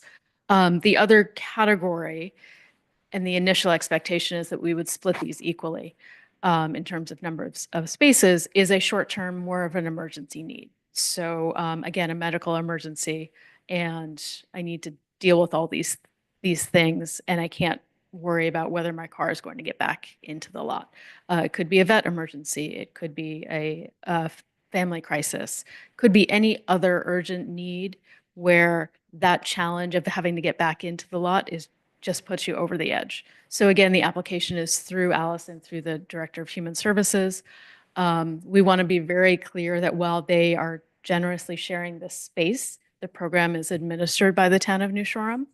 And we ask that people not approach or bother DEM with their situations. That is a surefire way to end this for everybody. And so you have in front of you a summary of the policy. Some of the other eligibility criteria would be that you must be an island resident with a valid Rhode Island driver's license and a Block Island address. You must have an approved application, meaning you can't just decide on your own to park in one of those spots. You must also have a numbered red placard. And there are numbered spaces as well. So you are being assigned a certain space. If you do not have a placard, if you are not in the right space, cars will be towed and you will lose your privileges in the program. So you must have a numbered red placard in hand. And we ask that you make only one application per household. And on that application, which the council also has, you're identifying which category most fits your needs. And again, the expectation is that this is very limited in use. Whenever you have the next opportunity, in the emergency situation, it's a maximum of 5 days. Your car is returned back to Lot G or wherever you normally keep it, back to the island, wherever it goes, so that the next person can have one of those spots available for them. Also on this policy, which will be distributed to everybody who makes application, you'll see the number for the towing company. In case your car is not there because you haven't followed the rules. Because we're trying to manage it from the island side and we don't have that physical presence as often on the mainland, we really have to go with a zero tolerance approach in order to keep this open and accessible. On the back here, and this works better if you print it in color, we're working on getting a better map, but it shows you where this auxiliary lot is. Here is the interstate ticket office. New Shoreham's portion is this yellow, do not park in the red. That is assigned for fishermen. And again, the spots will be numbered here with signage identifying it as the New Shoreham auxiliary lot. There's a blue line here that is a paved, handicapped accessible walkway that brings you out by the ticket office. So it's not actually any closer than Lot G is on the ferry side, but it is meant to be those dedicated spots that you can guarantee you can return your vehicle to. Right. So I'm happy to take questions, feedback, concerns. I just had one quick question. Given that there's an allocation for emergencies, how does one anticipate? It seems like it would be bad karma to apply without it. And there's going to be a little bit of nuance in working this out. Allison's contact information, she is the primary point of contact, is on both the application and the policy. with her email address, and I think we need to correct it with her town cell phone number. Again, let's make sure emergencies are emergencies, but Yeah, well, I mean, it can be a situation where we may need to put a placard on the boat. I think there's and have you catch it on the other I side. probably have said this before. There's the obvious, someone has their regular chemotherapy visit on Fridays, that's sort of the classic. But in my own family's lived experience, if you have a pediatric emergency, or urgency, I shouldn't say emergency, but where you have to, you have your baby's sick on a Thursday night in July, and you need to get off to see a Exactly. specialist. Yep. It's across the age spectrum or across the need spectrum, and it just strikes me that for those, something that doesn't involve filling out a season-long application. No, and that's why there are two categories. I You see. still need an application even for the emergency, Okay. and we'll work on expediting that, whether it's with a web form. We may be able to make that faster. I see. Gotcha. But we still need to know your vehicle information. Right, We still right, need of to know who course. it is. Yeah, We of still need course. all the Sure. detail. Sure. But the goal is not to make it a lengthy review Yeah, process. that's too detailed and too personal. Yeah, application might make it sound scary. It's really a collection of data Gotcha. information. Gotcha. But it could also be critical as opposed to emergency. Yeah. It could be the cardiac appointment that's only available on Friday in August. Right. And waiting until October for the next available is not an option. Sure. So a planned emergency, I if think you this will. is a fabulous idea. Oh. And I think it's important to point out that I think I happened to be in the meeting where this was first discussed with Terry Gray from DEM, and his response was instantaneously positive to it, which I really think I'm grateful for. And the DEM has worked hard to Yeah. make this come together, and we do appreciate all of Yeah. their efforts, certainly. I mean, I think this is gonna be a work in progress. I Yeah. mean, I manage over 100 cars with our lot in the back, and I've literally had to tow our own employees for not having the sticker up. I'm serious. And I it- know. And it's but I mean, so it'll be evolving from that, but I think the fact is that if, you gotta stick to the idea that you tow if the car's not in there, from that end of it, so. Yeah. And I think you'll have to make adjustments, but I think it's certainly a work in progress and a step in the right direction. Yeah. Cindy, did you have your hand up? You got to come up to the microphone, sorry. Silly question. Kind of picking up on a planned emergency. So a lot of times, somebody goes off for the day, you get back to the lot and you can't get in the lot. So there's your emergency. So I'm a single mother. The kids are in school. I went to my doctor's appointment and I was going to be back on the boat in time for children to be home, and I can't get in the lot.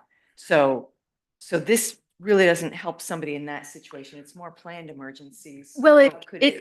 it can, depending, and then, in that circumstance, reach out to Allison, see if there is a placard available. And If Interstate Navigation Office had a placard, they could, with Allison's authority, pick it up and use it. I mean, yeah, we're trying not to make it everybody in the world, but so the first step is ask if there's a placard available for that day. If there's not, then each individual has to make a choice about how risky they want to be, which we do now. But you have that first step that didn't exist before of seeing if there is an opportunity to guarantee that you can get back. It's a great program. It's a start. Just the logistics are going to be. But- Yeah. But I mean, you don't want them to be risky by just going the lot and hope your car doesn't get towed. Your policy. No, is no, no. if there's No, I think this needs to be clear to people. Yes. Because even with the spaces we have, there are more cars and spaces that when the lot will be full on a Saturday, or whatever it might be, from that end of it, so, Yep. I think that should be clear to people that without a sticker in there, that. That, and if anything, we have more eyes on it in that DEM has the enforcement authority My office is a little. and the town has enforcement authority. And we are working out some data sharing to always know who's supposed to be in the lot.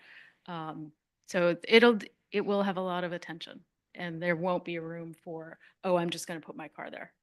That's. And so it doesn't look like, you don't have to have a placard from DEM in order to qualify to. You do not have to have a Lot G placard. And actually, we went back and forth on that for a while, because it could be as you may not have a mainland car. Not every individual or family does. And so part of your situation may include that your island Right. car has come off with you to facilitate whatever is happening. Right. That And makes sense. So we didn't make that a requirement. In order to get this information out, is there a way to have this available for the lunch bunches and the various groups in town as handouts? Yes. And then do we have to pay if we want to put something lengthy like this in the newspaper? Because I don't want to rely on them summing up in one paragraph I agree. what this is all about. You took the words right out of my mouth. We can look into that and see what it would cost to get the direct information out there. So there is a cost element to the town for this program that I want to be clear about. So DEM has offered to charge us the senior citizen rate for the 22 passes. So that does that $75 for 22 passes is $16.50 for those. That would be the town's cost to run the program. So that wasn't, because these are public materials, it's not written anywhere, but I want to make sure that everyone is Thank you. on board with that and knows what that number is. That would be part of adopting the policy today. And we're not charging anybody for this? No. Okay. That the expectation and the recommendation would not to be to charge it, but that it would be a part of the human services budget.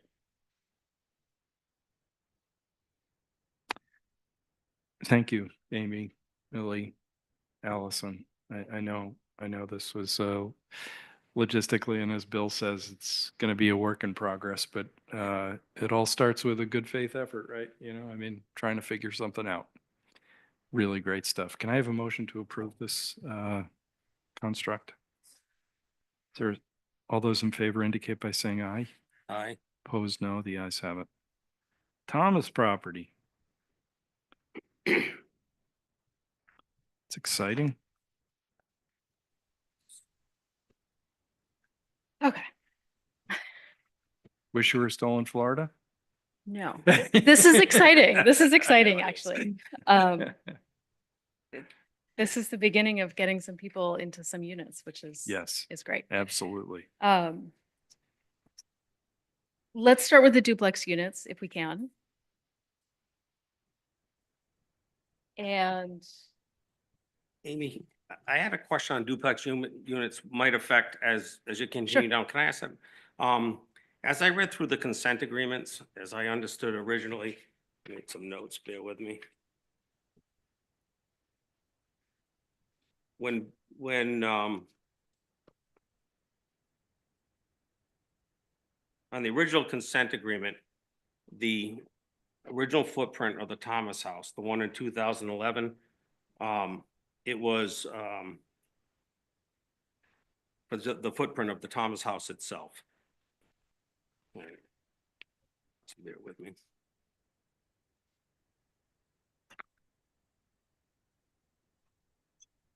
And originally that was going to be converted over to 2 units, the footprint of it. And in 2019, there was it was updated off. The consent agreement reflected that the town may renovate it up to 4 units within that same footprint. Because when you look at the plan, it referenced only the footprint itself. And my goal on this here is I'm looking to see if there's a way the other building does not have to be covered under the consent agreement. So, and this is really something for Nick and James. But as you read through them, it says that it talks about renovating just the footprint of the Thomas House. And because of the money that was utilized to buy it and so forth.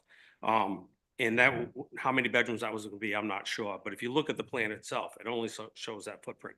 Somewhere along the line, it was decided to do 2 units, the same footprint that was in there, which was originally, and that would have the 2 bedrooms and the 1 bedroom. And if you look at the plan that was submitted also on there, it also shows that, and it references the town manager's house on that property, okay, an consent agreement. The consent agreement doesn't have another building on it. It has the garage, which has been removed, but doesn't have the other building on it. And so I'm wondering if under this, the change of utilizing the Thomas property to have just the 2 in a bigger unit doesn't fulfill what the intent was of the monies that was used and, for what the consent agreement was at that end of it.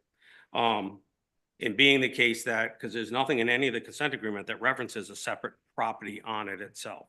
So I guess my question would be for James and Nick, and not that I have any objection to rent it to the police, but I think we want to have our hands as least constricted as we can, just like we don't with the town manager's house itself. Because the consent order has not been updated that we have anyways in front of us to reflect what has been, with the new building and what's, with on the site plan and so forth. And it's not something I think we could, is it Nikon or James? It's not something I think that we'd get an answer from here, but I've made some notes on it, and if they could look into that and see if that is the case, if it's not, fine, but if it is a possibility, I think we should explore that. It's in the town's best interest from that end of it.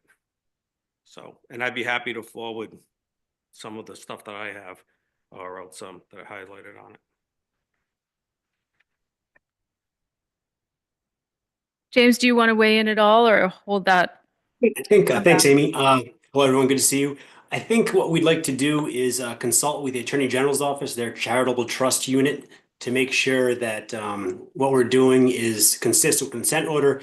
And if needed, we can propose amendments that either allow 2 units in each building, or as Bill suggested, maybe more units in a secondary building. I'm not sure if that's possible, but maybe it adds more housing. I don't know if that's a possibility. James, what I'm getting at, not to change what it is, what I'm saying is, I'm saying when you look at this, we might meet with the objection. The objection was on just the footprint of the Thomas House itself, not to change anything that's there. So, and I can confer with James separately, but the way the town has interpreted this over the last 5 years is that language about the creation of 4 units as opposed to a focus on the footprint.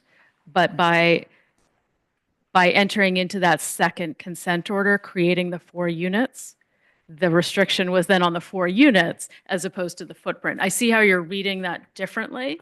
And either way, I do think there needs to be another amendment to reflect what's actually being built. But we can talk about how they interpret that restriction. But I think, but I think it's important. What I'm saying is. Yep, I see how you're reading it. I'm saying legally in what is there, we may not be obligated to have this on the other building.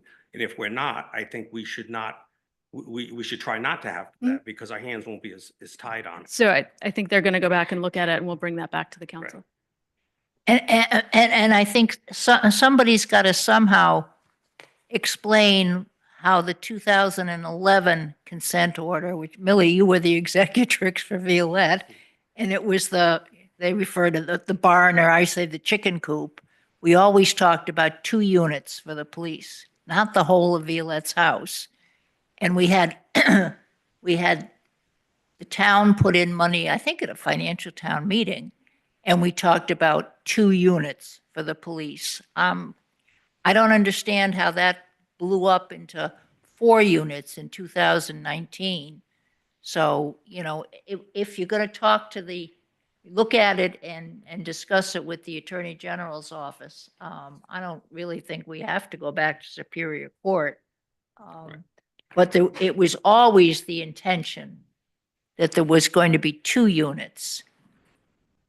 So, yeah, I think there's a good argument to be made for the fact that the second building, which was also a separate financial town meeting and a financial obligation by the townspeople, well beyond Violette's money, going forward. You follow what I'm saying? I follow what you're saying, but I don't think anyone who was a part of the process in the 2019 consent order is here to speak to how they pulled that together. So Yeah, think I that mean, I don't know when and how that happened, but I would put more emphasis on the 2011 because we went to great lengths at that time to make sure that Violette's wishes were followed through vis-a-vis whatever happened at the Thomas House itself. And at the end of the day, it doesn't change anything that we have. It's just if we, Gives a little more, we're not taking it from the police, Paul, by any stretch, because it was, you know, it'll be viewed that way.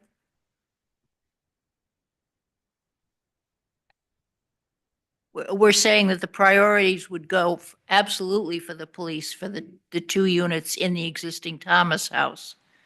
But in particular, and there may not even be a need, it may be a moot point because there isn't that much of a need, but the second building with their units, may have more flexibility for general housing for town employees and school beyond the police. I think it might be helpful if we're able to pull out the files, share some of those materials.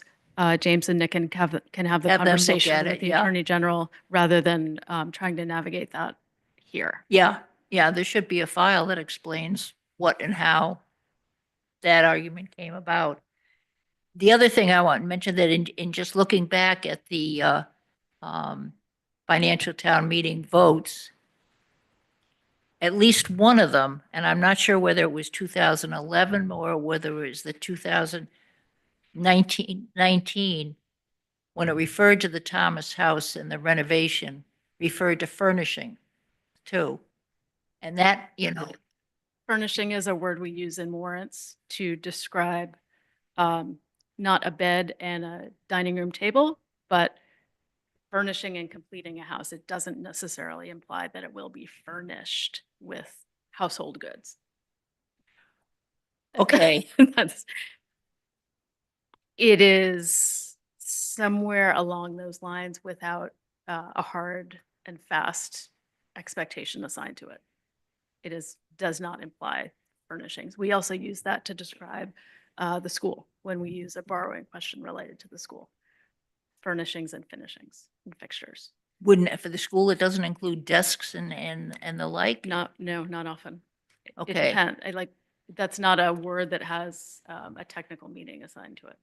Because if we wind up with the way the 2019 consent decree says, and the biannual review, and you got to be out at the end of the year for the police, you know, it just seems incredibly problematic that you'll get somebody in there who is going to have to completely furnish a place with the expectation that they may, if they go in September, they may have to get out in June, and then someone else coming in June has to refurnish to be able to be in there.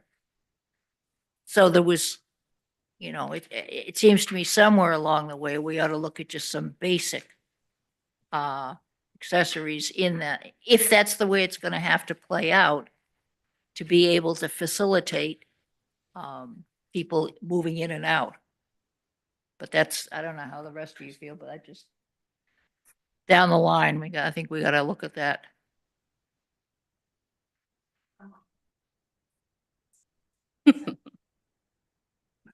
And whereabouts are we in terms of the readiness for? So we were going to do that under number Mhm. 15. So we have an agenda item on that. Oh, the update, okay. So we're talking about your policies now.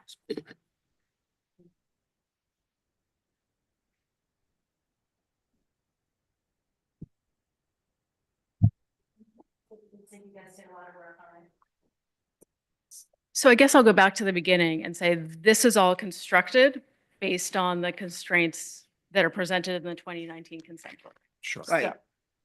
Let's just take that as a given for Mhm. this Sure. discussion. Good idea. Yep. Where you have the two-bedroom units in the front building and a one-bedroom unit and a two-bedroom unit in the other building. Without reading the language, I think most people in the room at this point are familiar with the general police restriction as the first priority for housing. The consent order spells out the hierarchy after that. And so the policy that you have takes that language exactly. And so that if any of the units are not rented to police officers, the unit shall be made available in ranked order to town and school employees. Second level is town residents. We've chosen to define that as we do in ordinance 2-2. So again, that's not a requirement of the consent order, but Sure. our recommendation. And then the general public. Again, some of this language comes directly from there about the lease no longer than a year if it is not for a police officer. For someone who is a police officer, lease terms run with the employment so that if somebody is no longer employed, they're expected to vacate.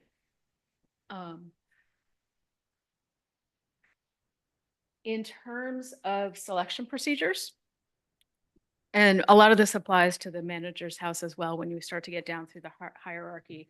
What we've contemplated at the first level for police officer selections, that those would be made by the chief of police and the town manager together.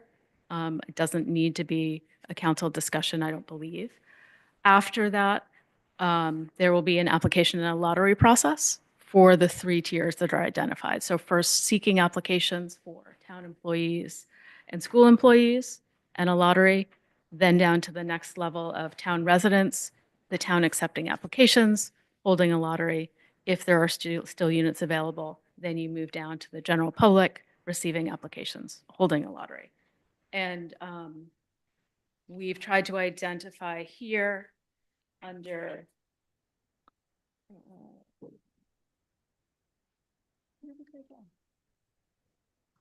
Can I ask a question about the lottery? Or Yes. just make a point about the lottery? I think one of the things you hear pretty consistently from us, and I think you heard from the Affordable Housing Board, is please keep those names so that we can track the data on who's looking for a rental. Just, Yes. I'm sure you already thought about that, but we talk about it so much. I just want to, So it's on the top throw it of out there. page 3 Is that it? says, upon a vacancy, the availability of the house rental and the eligible constituents shall be posted at Town Hall, the library, the post office, and the town's website, and advertised in the Block Island Times for 2 consecutive weeks. Applications will be available at Town Hall and returned to Town Hall. Again, making sure that we're going through a process, excuse me, that's as clear and transparent as possible.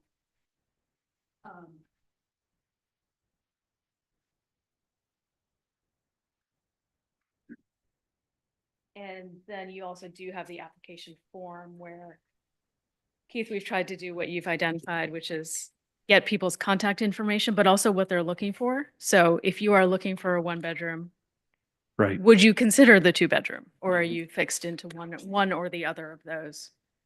What type of individual you may qualify as? We ran into some challenges in how rigorous then you vet your pool of applicants, how to do that fairly and still make sure that we are securing good tenants. Right. Yeah.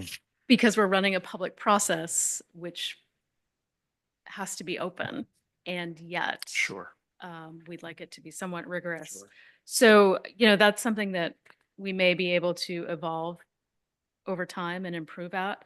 At a minimum, you need to, if an employee provide letter of employment, you need to meet those residency requirements and then also provide 2 letters of preference. But there may be a point if we're actually down at the level of offering to, say, the general public, where we may want to introduce another set of screening criteria, if you will.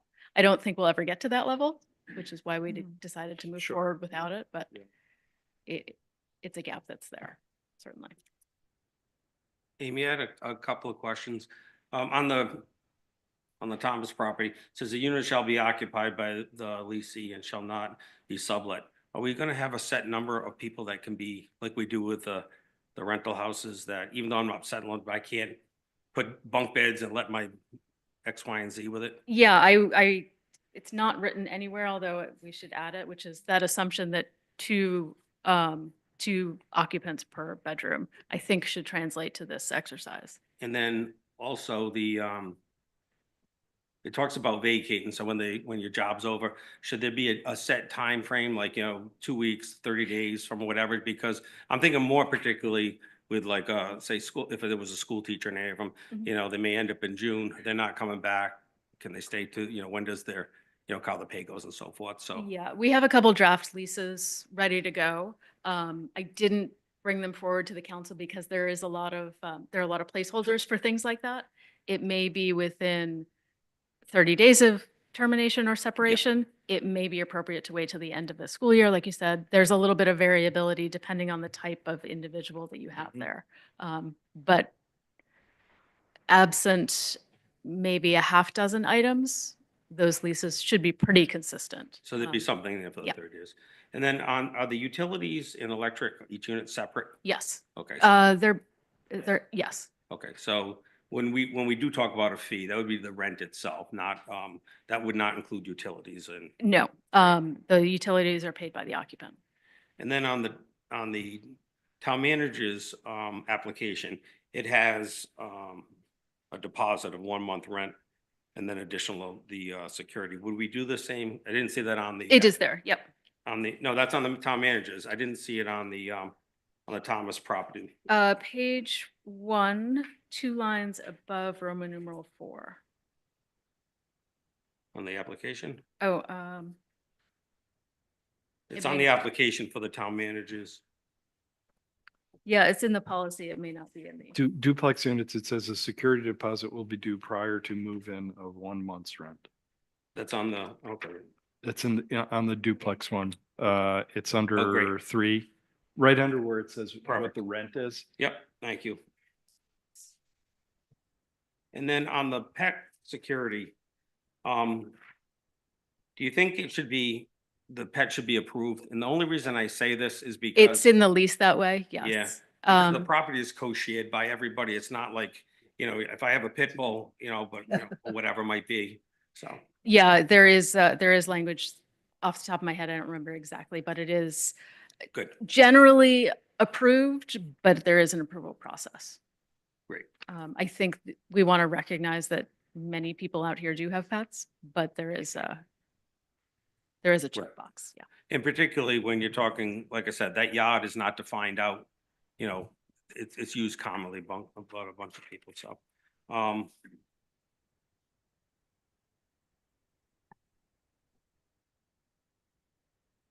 That was all I had on that one. Thank you. At one point in time, I see Cindy back there, when there were original lotteries for housing, wasn't there we get to the general public or to, even employees a residency requirement on the town? Either you had to be a resident for 2 years or 3 years or whatever, so that you gave priority to someone who's been waiting for a while as opposed to. So the challenge, again, that language that's spelled out in the consent order is town residents, general public. So we've defined town residents.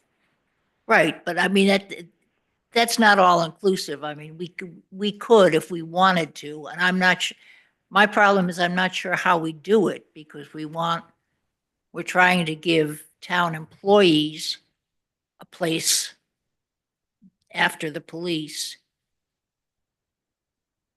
And ideally, we would like it to be a town employee who has been here for a bit of time, but we may need to be filling a spot critically where we're bringing someone in who is just arriving to the island, but it's necessary that we try to provide housing for that person. Or But we may it's- want to use it as an inducement But it's Right. Yeah, lottery. for some, you know, Right, for, like, it may Lottery be, means, are you hey, like this throwing is it out of a available. hat? you know?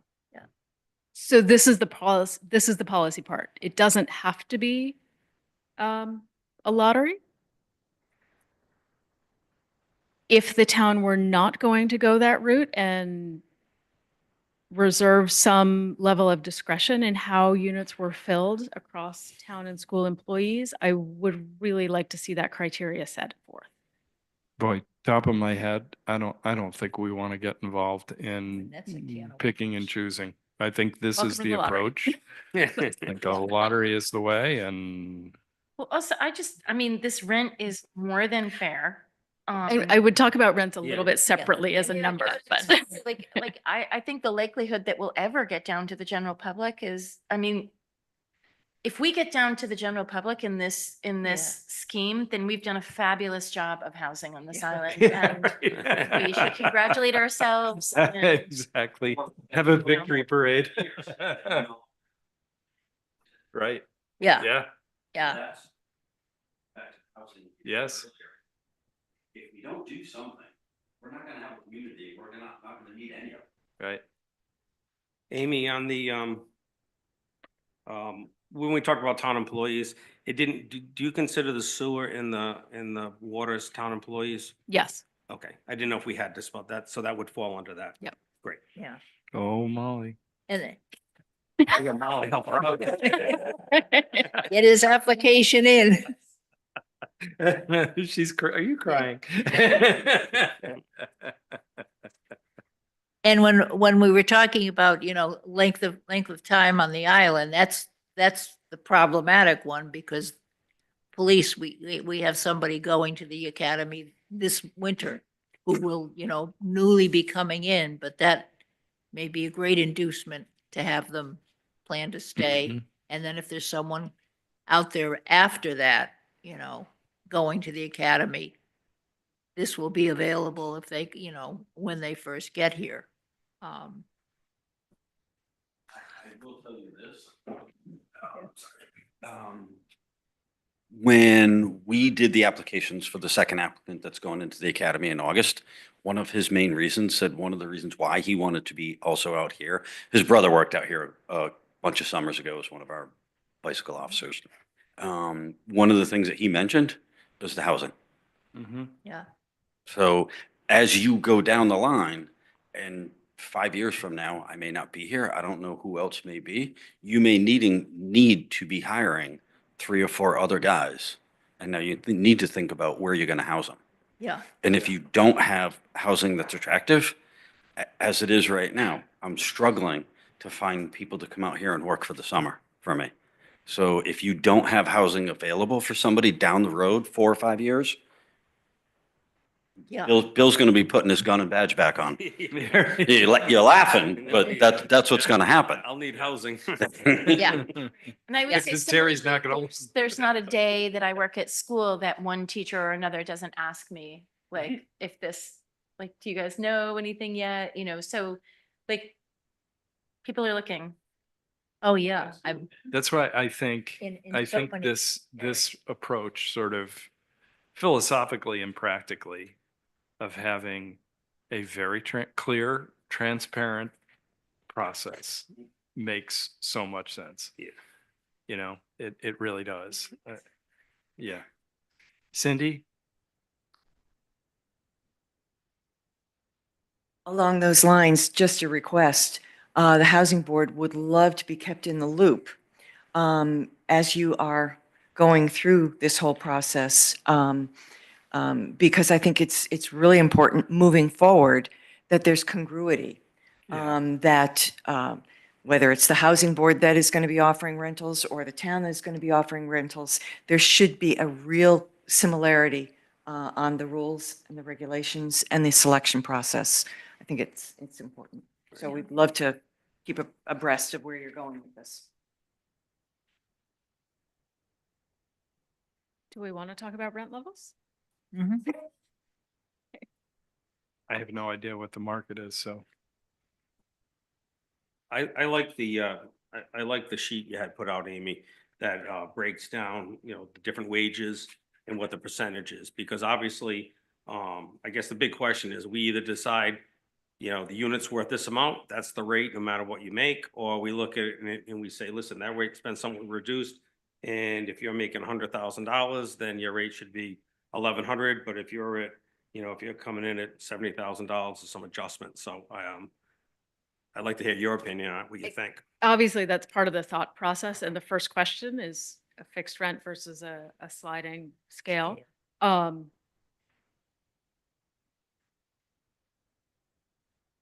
I think my recommendation is for a fixed rent. We do also have an obligation to the taxpayers in recovering some of this through to pay the debt service. So I think that that's a part of it.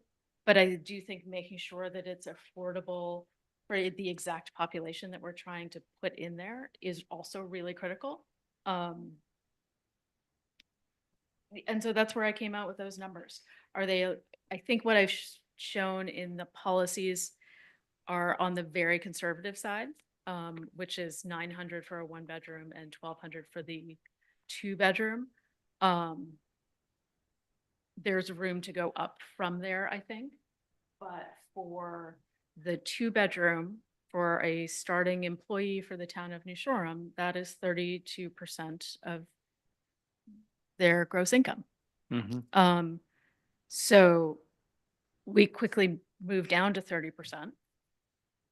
And for somebody who moves up in steps is in at the 12th step of that lower grade, you're at 25%.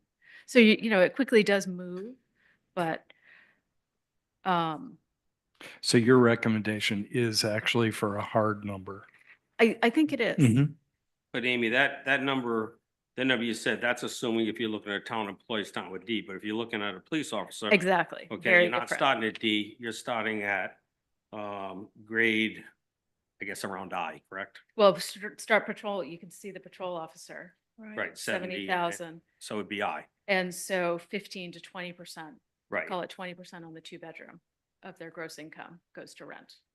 So I don't want to throw a monkey wrench into this. I'm just literally just asking the question because I wonder whether you set a hard rent when this ends up, which we don't anticipate it will, The but when general it public. ends up being the general public, but we adopt a policy of you know, whatever, 30% or whatever the appropriate number is. I don't know whether it's 20, 30, 40, you know, whatever, 35, whatever, for town and school employees. And I'm not even proposing that. I'm just wondering whether, because I haven't really thought it through, but I'm just wondering whether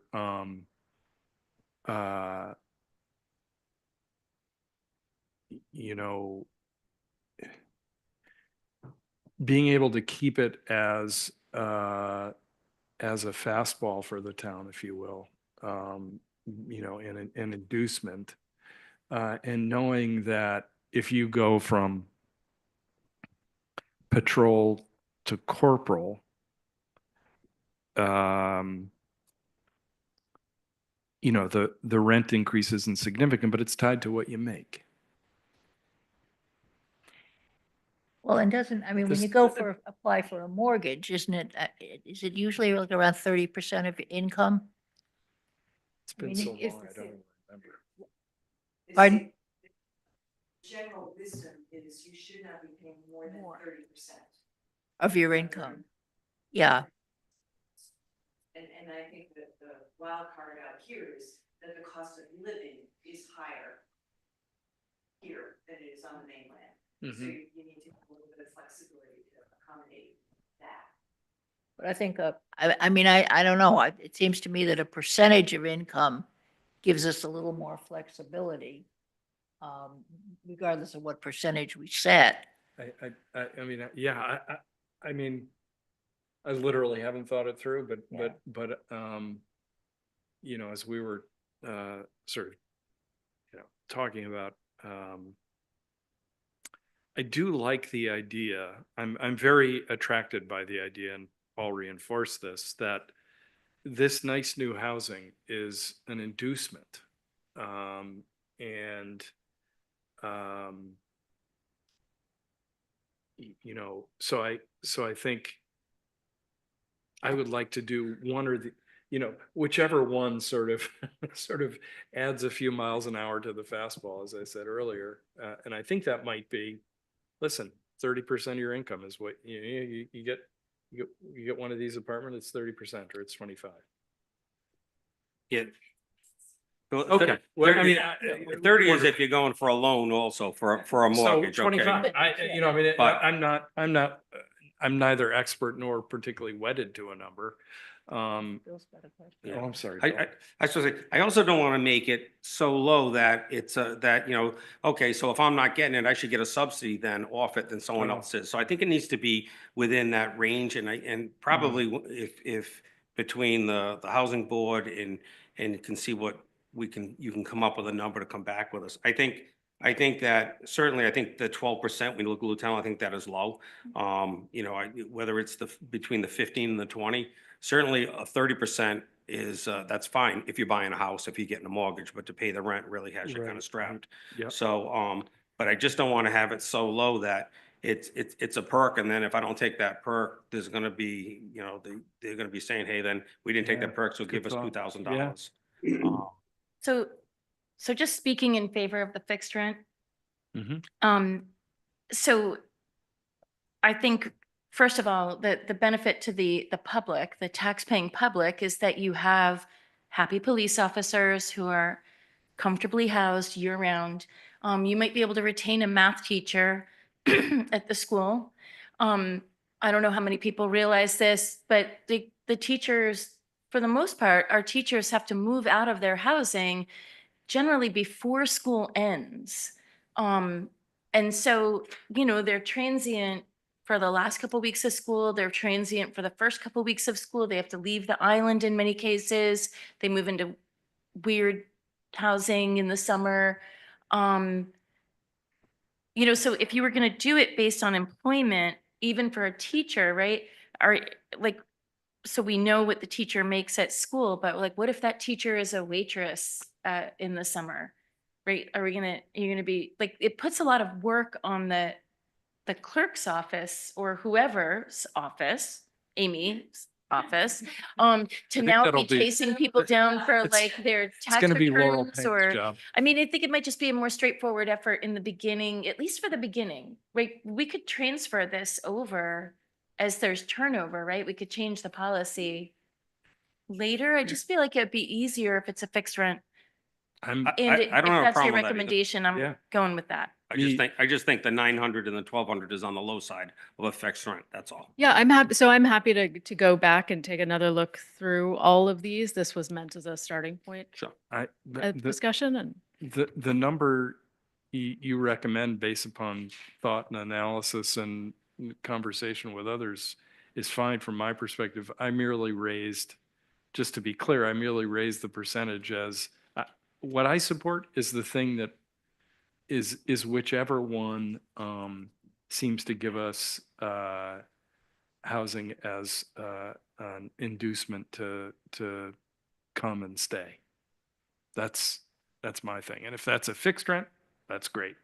If that's a percentage of base compensation, that's fine with me too. I don't have really strong feelings about that. I'm much more leaning on the attraction, if you will. And I, you know, I don't want us to lose sight of the fact, though, that, you know, that having housing, period, is an inducement. I mean, that was always the first question when someone was applying for a job here. What about, you know, where can I live? So I'm not sure it's an inducement to the employee. I think it's an inducement for the town to be able to secure employees. I think that that table has flipped a little, that we are needing to attract employees. Well, we've always tried to attract them.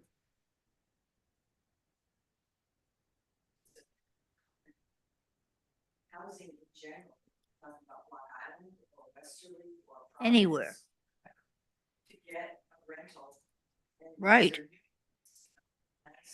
nice neighborhood, to get a commensurate rental on the mainland. I think we'd all be pretty shocked at what we. Oh, yeah. So I think anybody coming here, housing is key, where am I gonna live? But young people, especially starting out in life, trying to get out of their parents' house, trying to find an affordable rent is hard in any community. So, something that is higher than what Bill was saying, but, Right. still is gonna be an Reasonable. attractive number for somebody starting out in life. Yeah, I don't think the idea is to, let's max out exactly the most we can get. I think but we No. can make it reasonable so it's good for the Right. employee and stay but anyways, Amy, I think you can come back with some figures. You can, something. a Yeah, little from work that on end it of and see. And the flip side to it is what's gonna be easy from your end of it, right? Because you're gonna be, actually Mona's, you're gonna have the finance department, it's gonna have to be looking at someone's paid, Mona's gonna have to look at what each year they get paid, so the fix might be easier from that end of it, but I just think we just need to make sure, I think some adjustment to the 900 and the 1,200 needs to be looked at. Yeah. So the manager's house is almost identical in terms of its structure, with the exception of the rental provisions for the town manager not in residence. So this is really the first time in a written policy that we're identifying that as the manager's house, meaning that is the first priority for who is going to occupy that building. That's not actually codified anywhere else in the town. And then it establishes a slightly different ranking system where if the town manager is not in residence in that space, town, school, or Block Island Health Services executive level employees, and some examples are listed there. Finance director, school superintendent, school principal, health services CEO or provider, or others as established by the town council. And so again, this is a recommendation, but to identify that next group of executives within the town broadly. The next grouping are full-time town department heads. Again, I needed to put a benchmark on that. And so we actually assigned the labor grade J and above to establish what we're considering town department heads.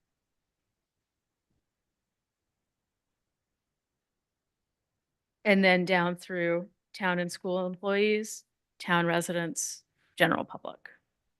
But it's carving out that top couple layers of senior management.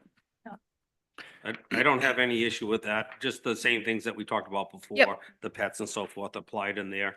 And then the only difference on this, the rent on this house was 2,300. So that's what it had been established at. And that's what it has been. I have not adjusted that, but I also think that is Right, but somewhat low. My point is, I think we need to look at that because with the town manager, we usually give a stipend also. So the stipend has to be deducted out from that end of it.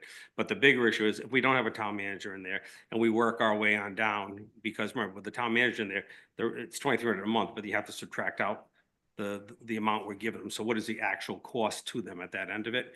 And if we were renting it out to anyone other than the town manager, there isn't necessarily a stipend with that also. So I don't think that, I think the rent we set should be, if it is a town manager, may be different than what we set for other people, that's all.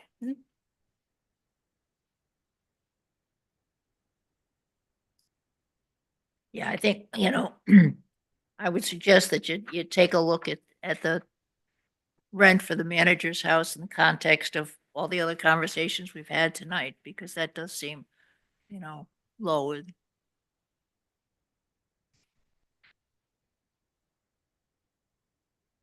And actually, we probably should look at that. That we're gonna have to look at closer because there's a good chance we may be in that position that we're not. You know, we don't have a town manager living in that, so. It's our fond hope.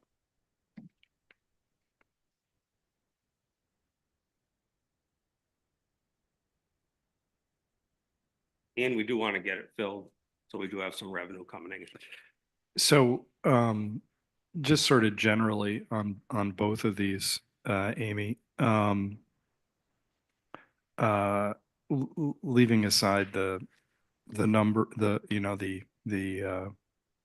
what actual numbers we end up at. I admire the work because I think this is the first time this stuff has been, really written down black and white, really nicely done. And I appreciate that. And I really need to acknowledge Millie, who did the majority of the work getting this off the ground. Millie. It was a huge effort. Had I known that, I would have made eye contact. Thank you. So Amy, you're gonna take these changes and adjust this and then come back to us? We'll make a couple adjustments, do another review in terms of rent levels, confer with James and Nick on their reading of the consent order, and hopefully have this back Terrific. for final action shortly. Thank you both so much. Tom? Just, well, I was just looking, I had a note here on the language for the lease term for the manager's house. If it's not a town manager in residence, shall be no longer than 1 year. Wouldn't we want it to be just in increments, in yearly increments? I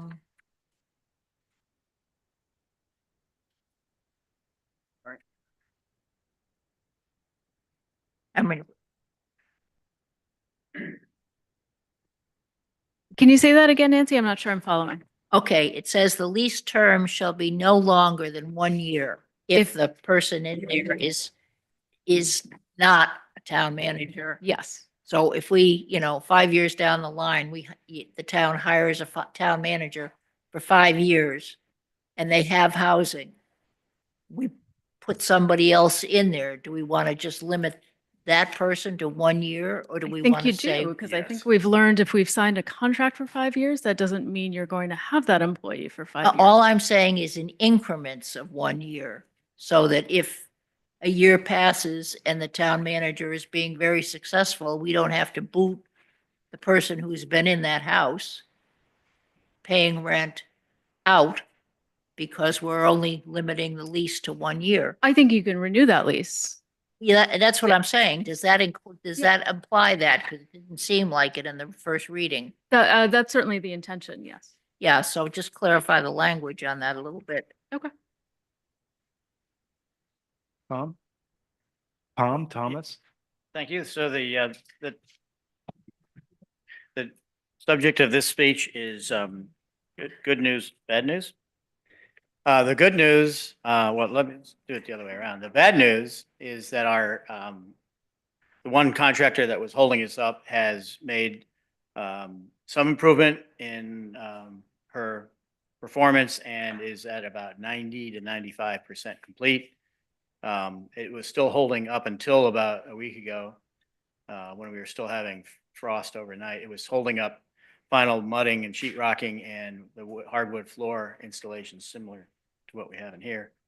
But now, as of last Friday, in conversations with Connecticut Valley Homes, they no longer are restrained by the temperature, and everything started moving day before yesterday. So the sheet rockers are in finishing up the stairwells, and the pre-manufactured stairs are being applied now.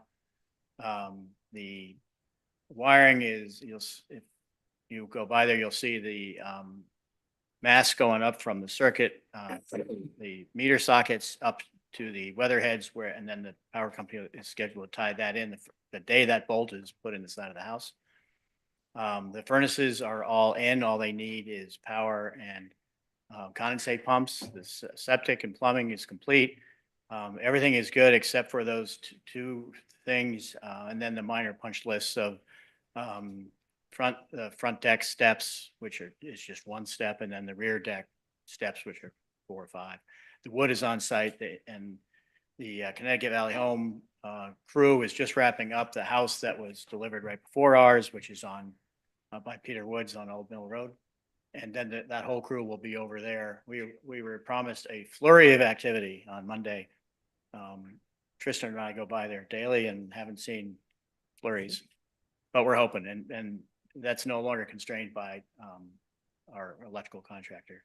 We have considered other alternatives with that company, but the contract didn't specify a must finish date, so we feel it'd be a waste of funds at this point to pursue legal proceedings if that was something we decided to do, because we can move along now without her. So I think June of joke in the building department on Block Island here is June, sure, which year? And I think June of 25 is still a realistic date for a ribbon cutting of some sort. We may still have what's Tristan help me with the spray down grass. Hydro seed, thank you. We'll still have hydro seed on the yard at that point, but the loom is there, just needs to be spread.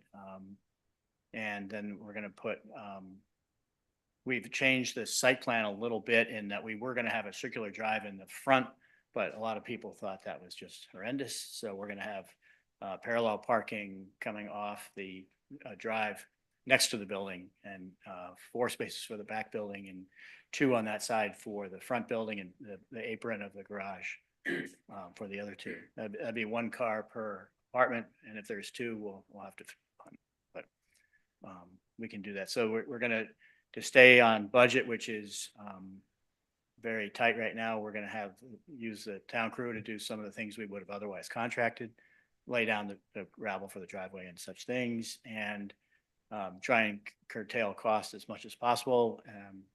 The appliances still have to be installed, and then the kitchens are in. Propane is in. We're I think 90-95% there. So the next 6 weeks will get us there, and if everything works out. So the bad news was that our electrical contractor still hasn't concluded, but the good news is we don't need to wait for her anymore. So we're moving along. Great. It's frustrating. Mike and I are over there every day, twice a day, Sure. trying to convince them to go forward. But Are both buildings at the same, when you say the sheet rock, do they both need sheet rock at the same progression, or? yeah, there's things that aren't, there's no stairs in the back building, so we aren't waiting on them there. The back building will finish first. I think your question as to whether that fit the model, I've never even considered that. It'd be interesting to see. Yeah, the water and sewer, the water's already on, the meters are in, sewer's all in. Just to clarify something about, the question was asked about utilities. The town is paying for the E1 pump that takes care of the septic from all 4 units, because that was going to be too hard to divvy out. Right. So the town, that's on a town meter, and so is the garage, because right now that's full of town equipment. All the other apartments each have an individual water and their own propane and their own electric meters. Gotcha. And sewer is based on water, so that's. And will the town remain as like for the town property, or is it gonna be for the garage? Yes, it's my intention, but I work at Yeah. I work for other people, so it's not my decision, but I know Mike would say, yeah, they're so space constrained over at the state garage that they need it. Sure. So when we say on budget, I don't know if this is for Mona or Tom, where are we? I don't have a hard number. Amy said I should have thought of that earlier. But That's okay. I ran the numbers too. Where are we on budget? We are, every penny is accounted for and not one over. So we will spend every dollar. Yeah. All right, it's not that, are we gonna be spending over? No. Okay, great. That's not an option. I appreciate those efforts. Never has been. Did we ever, have did we big ever, sales in the front yard, but we'll get there. did we ever think about broadband connection there? Or Yep. it does have it? It's right in the front yard. We haven't, we'll wait till the first tenant is in there and decide what they want, whether the TVs and that kind of stuff. But it was brought to the in-ground vault. right outside the foundation, and then once the first tenant applies for it, they'll get it installed where they want. Amy, are you waiting on us for those housing agreements for, certainly with the police will be the first, or do you have an idea?